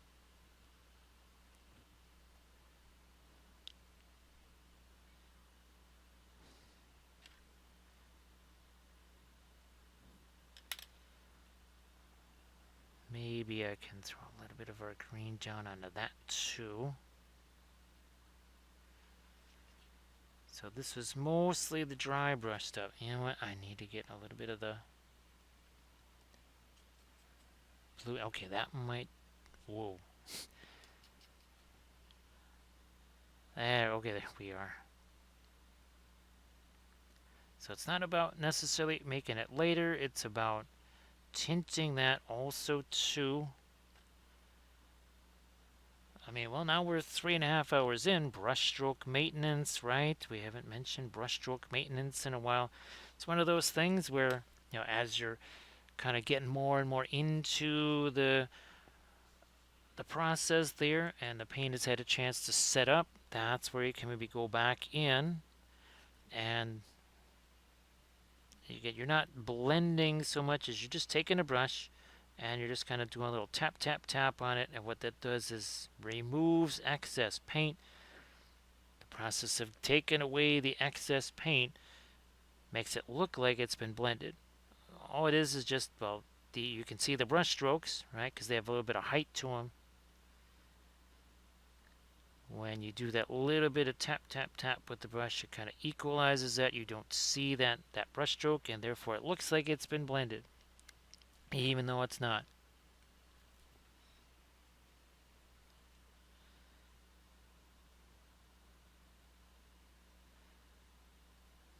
What are we doing on this? Over here, let me take my, again, that fluorescent green.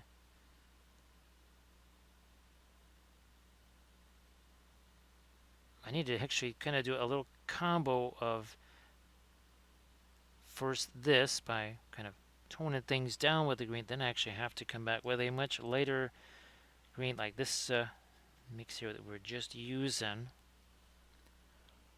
And that needs to go in there. Boy, look at that.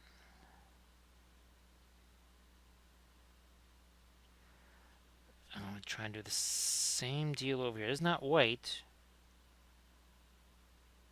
It's just what is over there is already so dark.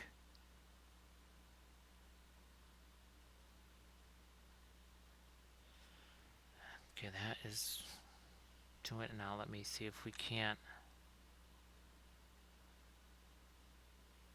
not just lighten this up, but also sharpen that edge. Come on, there we go. Now I want to try and create another edge down here. It's a really difficult to get to. It's also been one of those things where the timing was never quite right because the paint was just it wasn't set yet. And now it is. Let me get my blending brush once again.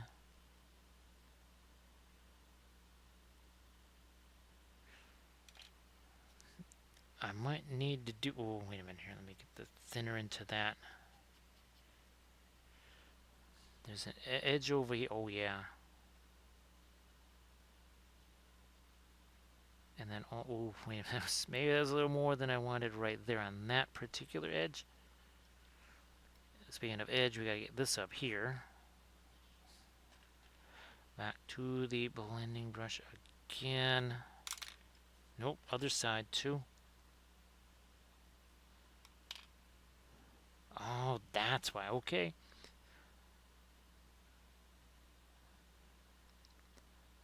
Really haven't done anything on this.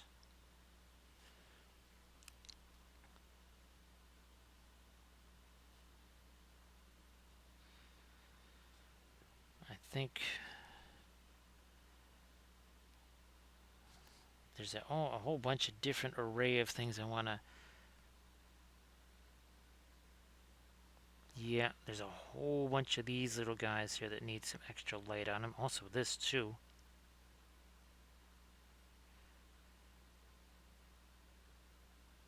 I need to continue this down that way a little bit more.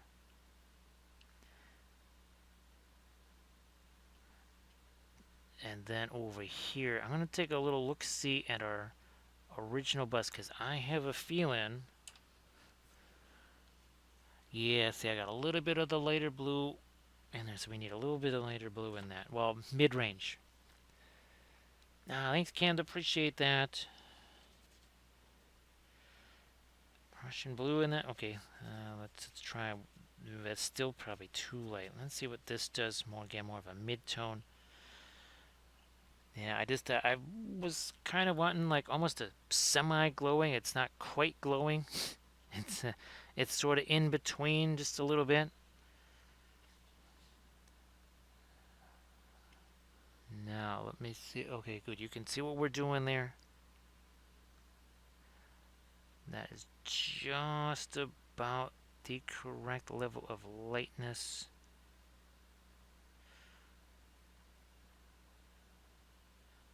Yeah, and we need to do a little bit of that right here. Oops, okay, that went a little further than it was supposed to. That's where a blending brush comes in.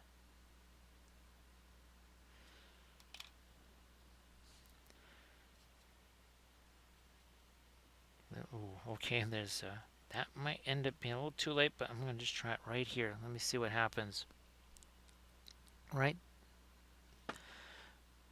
after we get rid of the fuzz, now we're talking.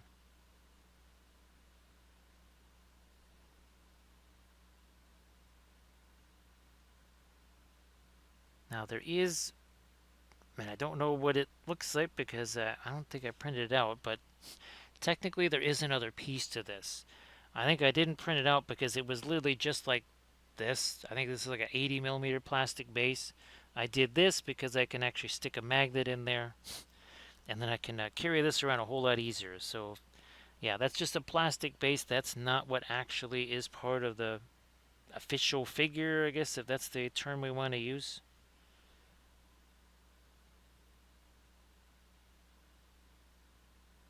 But I was pretty sure I didn't want to bother printing that because it was nothing more than basically just like, well, a regular old round base.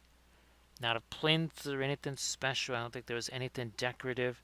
All there was a little notch. I had to cut the notch off here and then file it down, but that's it. That's fantastic, Heavy Tea. I actually have to get myself some packages of those. Yeah, we're running really low on these. I think again, well, between the terrain and the color charts, that really does, that beats those up pretty good. Actually, Armored Wolf, did the Royal Langnickels, those came from Hobby Lobby, right? Wondering if I should try and get some of those too. There's Blades again. So welcome back, Blades.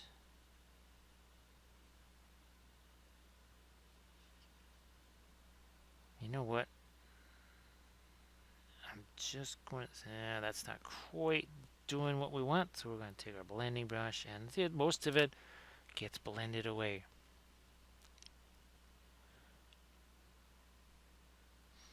Well, Blades, hopefully the birthday boy didn't wake you up. And again, that would be That would be Cooper. Yeah, Cooper no longer the birthday puppy, so he does not get special treatment anymore.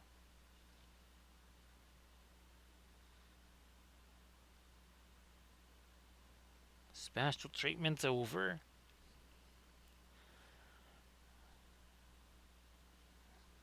This right here. Oh, also this. Try this again. Is that too dry of a bread? Not really. Actually, no.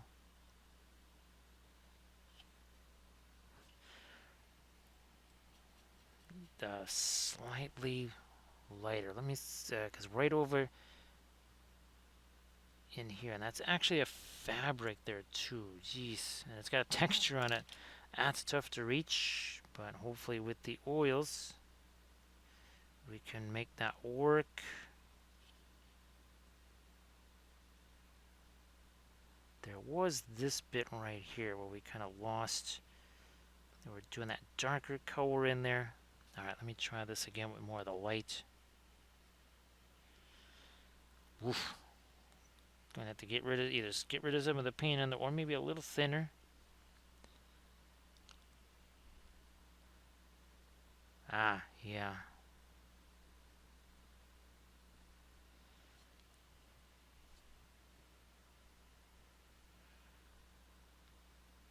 I'm gonna do this now.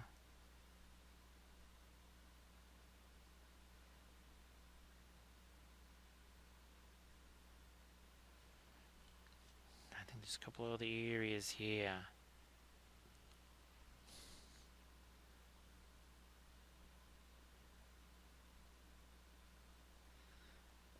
Right there, yeah, nice little light there. Another one here. Couple of more there.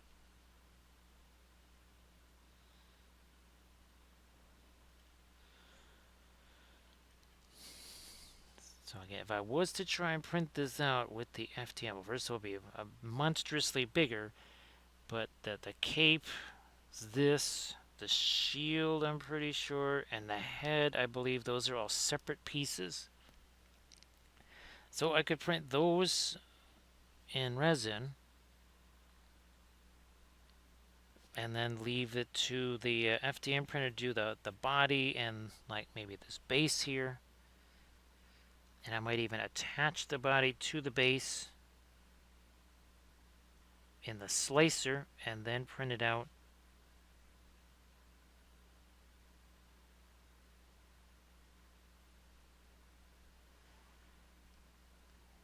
I'm going to try and get... Ooh, okay, that went a little further down than it was supposed to. Go back to my green over here. Nope, gonna have to darken that up some more.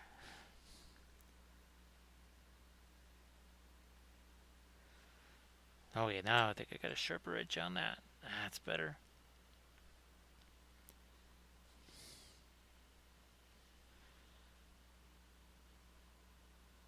Some dark right there.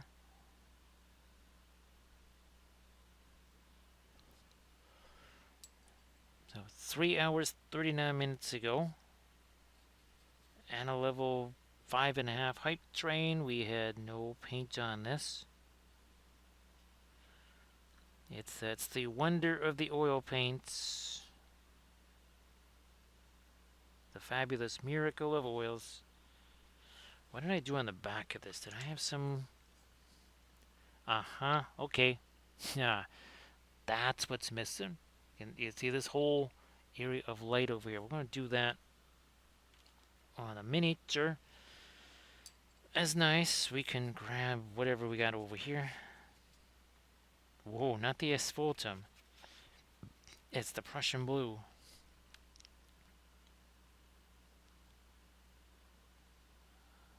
That already starts to make a nice little difference there.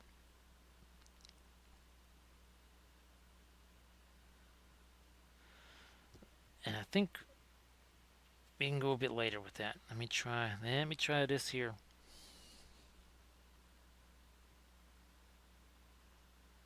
Not sure how much lighter than that we want to go, but I think that is something we wanted to do there. Oh yeah. No doubt about it. Okay, there's well here, right in this. Oh, and it does almost correspond to that. So good, good. That's all good. Which means I'm gonna push it more this way. Come on. There we go. Okay, so we pushed it further.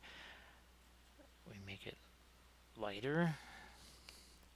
Come back at it again up here, right in this spot, right here. Maybe not quite as pronounced as what we did on the front side, but here, let me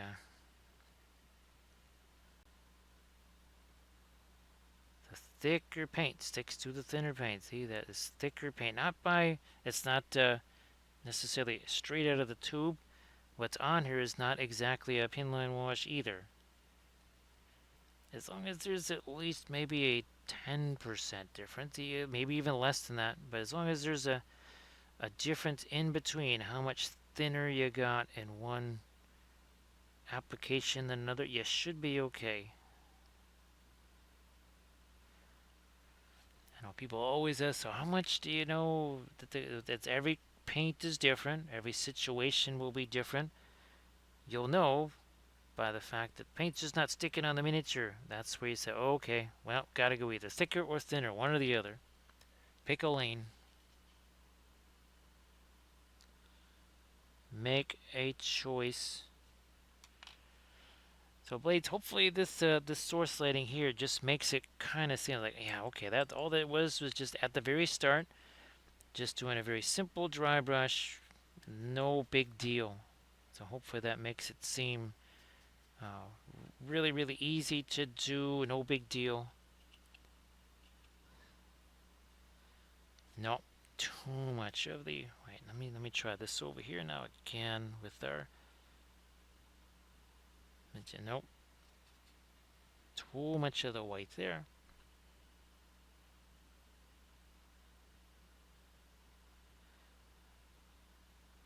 And even that is, well, again, Landris, we keep talking about, well, maybe we should really call it dry brush. Maybe we should call it feathered brush stroke. But like we were talking, right, Cam, the nomenclature, the terminology. I'll never forget the first time somebody dropped, what the heck is it, volumes or something? There was volumes, and then there was something else that they used for shadings. There was volumes and something else. Like, what the heck are you talking about? I think there's another phrase in addition to volumes that people use, all the cool kids use now or something. I have no idea. I heard that and I'm like, what are you guys even talking? I have no clue. Modulation, that was it, yes. They said something like your modulation. I'm like, what are you talking about? Hello, little hobbit. Spark my ganja. Now, what we're talking about here is a certain wizard who might have an affinity for a certain plant. We're going to welcome in our newest little hobbit. Thank you so much. Appreciate that, Red Block. So I can do costume changes too. She's like, well, you died. It's like, well, yeah, but it's still a costume change. It's like, so what does that say? Oh, it says, I got killed by a Balrog and all I got was a stupid white robe. It's like, you didn't really have to read that, did you? Thank you so much for that follow, Red Block. Appreciate that. Speaking of blocks. Okay, nice middle. Oh, that was actually a 3 right there. So a nice middle of the road roll for Red Block. So Camden, actually, those were mostly put in there quite some time ago. We just kind of did the glazy thing there. Yeah, it was just sort of a sneaky little pin line wash, kind of like what we did. Remember the Tau ships there, especially that big space station city thing or whatever. So thank you so much, Red Block, for joining us here. Appreciate that. And Again, Gandalf loves all his little hobbitses, as long as they are not hasty. Don't be a hasty little hobbit. With the oils, you have to let that paint have a chance to set. And that's been real important here with the magenta stuff. Now, of course, difference here in this magenta. This is the floral magenta, but the other darker magenta we've been using is one of our alkyds. That's one of the new Winsor Newton. I think it's just called magenta, but it's one of the Winsor Newton alkyds. Hola there, Red Block. Thank you so much.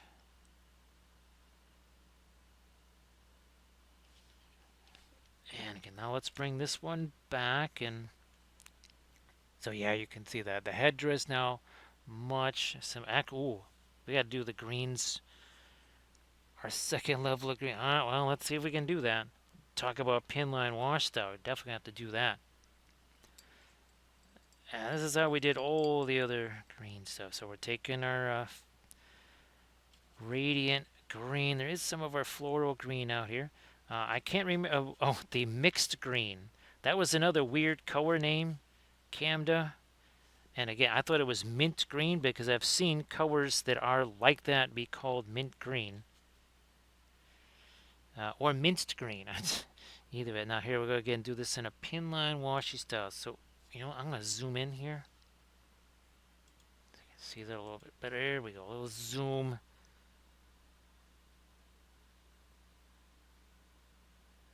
And get about 2 of those. And then we got to refresh the brush there.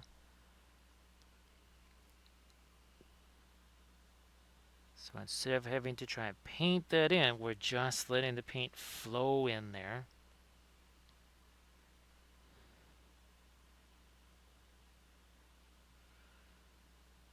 I think I can get away with that one. Now I got to refresh that brush.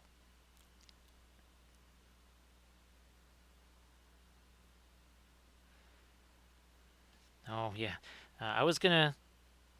Well, we're trying to avoid any cuisine chat here for Majar steak. So I wasn't gonna. I didn't want to talk about Andy's mince. It's a Chicago staple. Only place you can get them is at Fannie Mae's Chocolates. Nope, I'm going to refresh this brush again before we try another one. So, alright, there we go. I was like, what is missing over here? That's one of the things that was missing over there.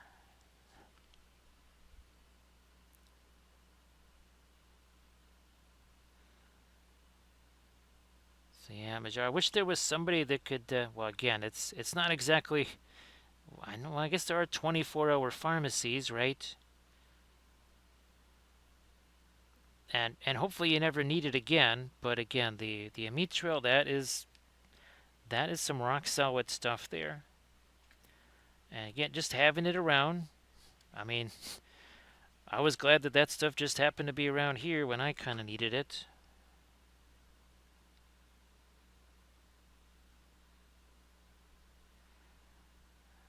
Trying to get the teensy bit of dark right on the edge. Okay, there we go. I mean, this is a wellness channel. We usually call it as an exercise channel.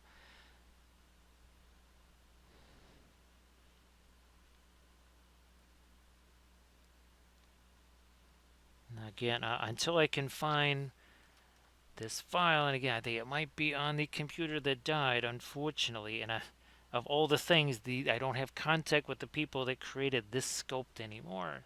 That's the interesting thing is I could still print it out because I have a build plate made of it, and the build plate is saved. Sadly, you cannot extract the file off of the build plate.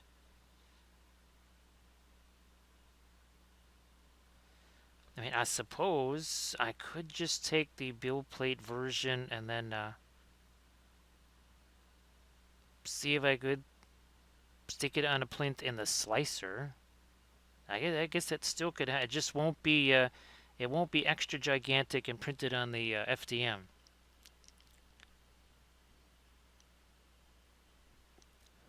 Hey there, Neshlin. Happy Sunday, Neshlin. Hope that you're doing well.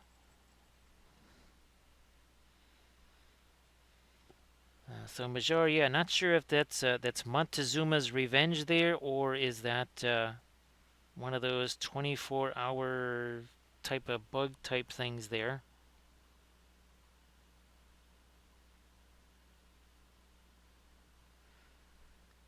Now I'm gonna, well, since I got this over here, I'm gonna take the lighter green.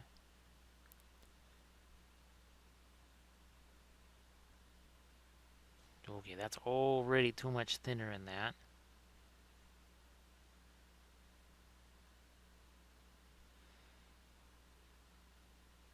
And this is, yeah, I'm gonna get some of the more mid-range green. I think we need less of the magenta over here. More of the green.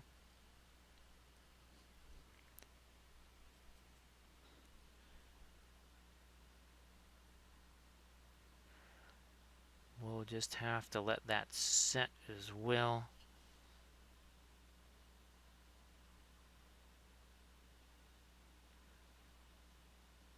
Come on. Okay. Is this... Yeah, I'm going to throw a little more of my green on that. This surface here, because it's supposed to be kind of a harder surface, we want that maybe to reflect a bit more of our green there.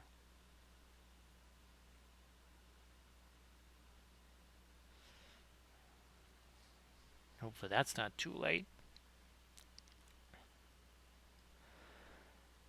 Oh, so that is Montezuma's Revenge. Okay.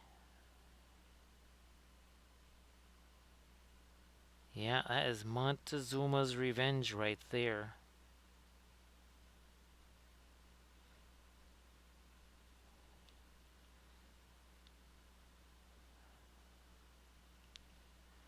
And a little bit of our green right along. Okay, so there we are. That's right. Look at, we got our blues, we got our greens, we got our magentas there.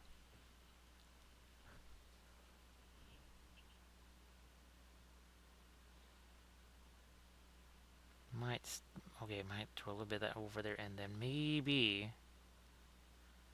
I change that to more of a green as well. That edge here along this. So we have all kinds of different colors even on the headdress there. Ah, thanks, Sectorix.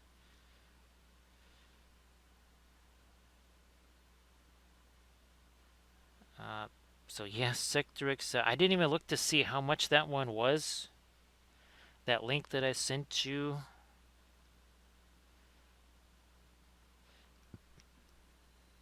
There is a part of me that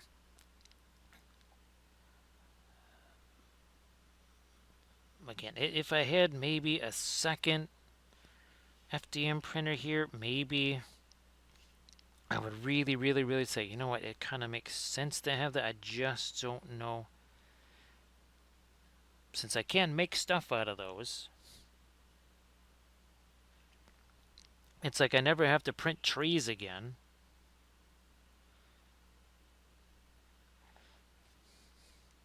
Since I'm basically making it's almost like a forest that replants itself.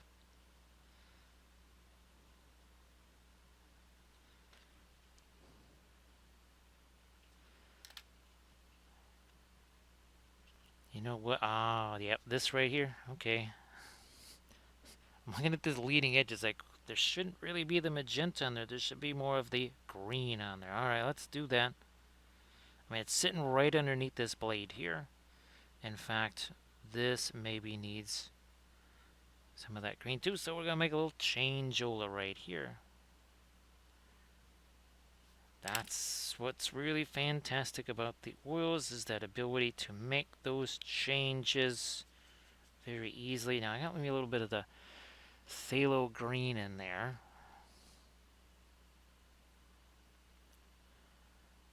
And the key thing is I gotta stop over here. Either that or I gotta darken this up some more, which I might do because that's still just some of our original dry brush stuff there. So we probably will make some changes to that as well. Again with the blending brush here.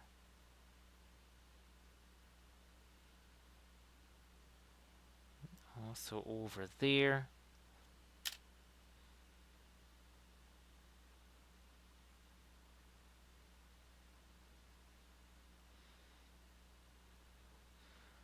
So yeah, if you're wondering why we didn't do the creature caster busts like we were talking about, it just proved to be too large for the streaming area here. So yeah, that gets relegated to a tutorial bust, which is fine. We need those too, so.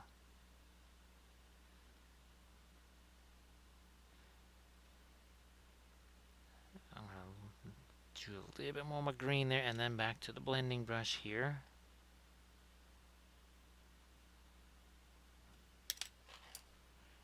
So it's not so much the fact that the camera boom can't back out far enough. It can. Problem is, well, it would cause all kinds of visual problems because it's tight quarters here. That's why those other filming areas were created for the large stuff, for tutorials. Alright, now I'm going to take our violet over here. That is going to darken this time, more thinner.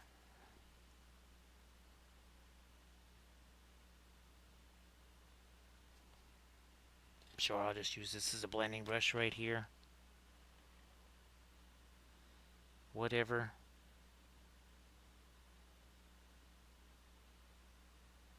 So that did more than just darken that down. It also, there was a whole bunch of little, well, that dry brush type texture. So now I've got some of my lighter green there, and then I kind of pushed my dark that way a little more. I might even try to get a little green into this as well. Here, let me put this brush over here. Got to get the violet out of there, get our green back here.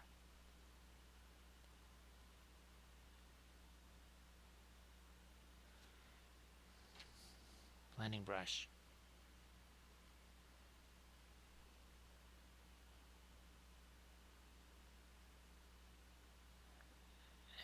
And blending brush again over here.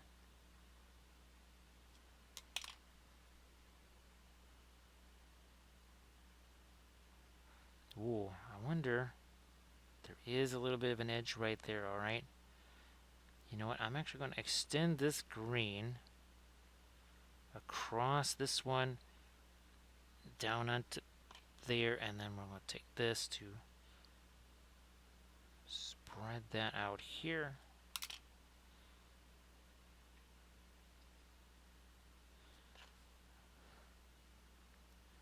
Blending brush again.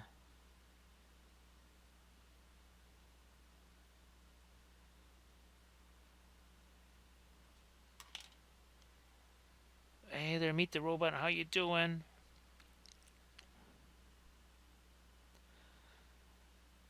So, yeah, Meet the Robot. There they are. That's not optical delusion. You're not seeing... That's not just some kind of weird thing with mirrors. It's actually the miniature there.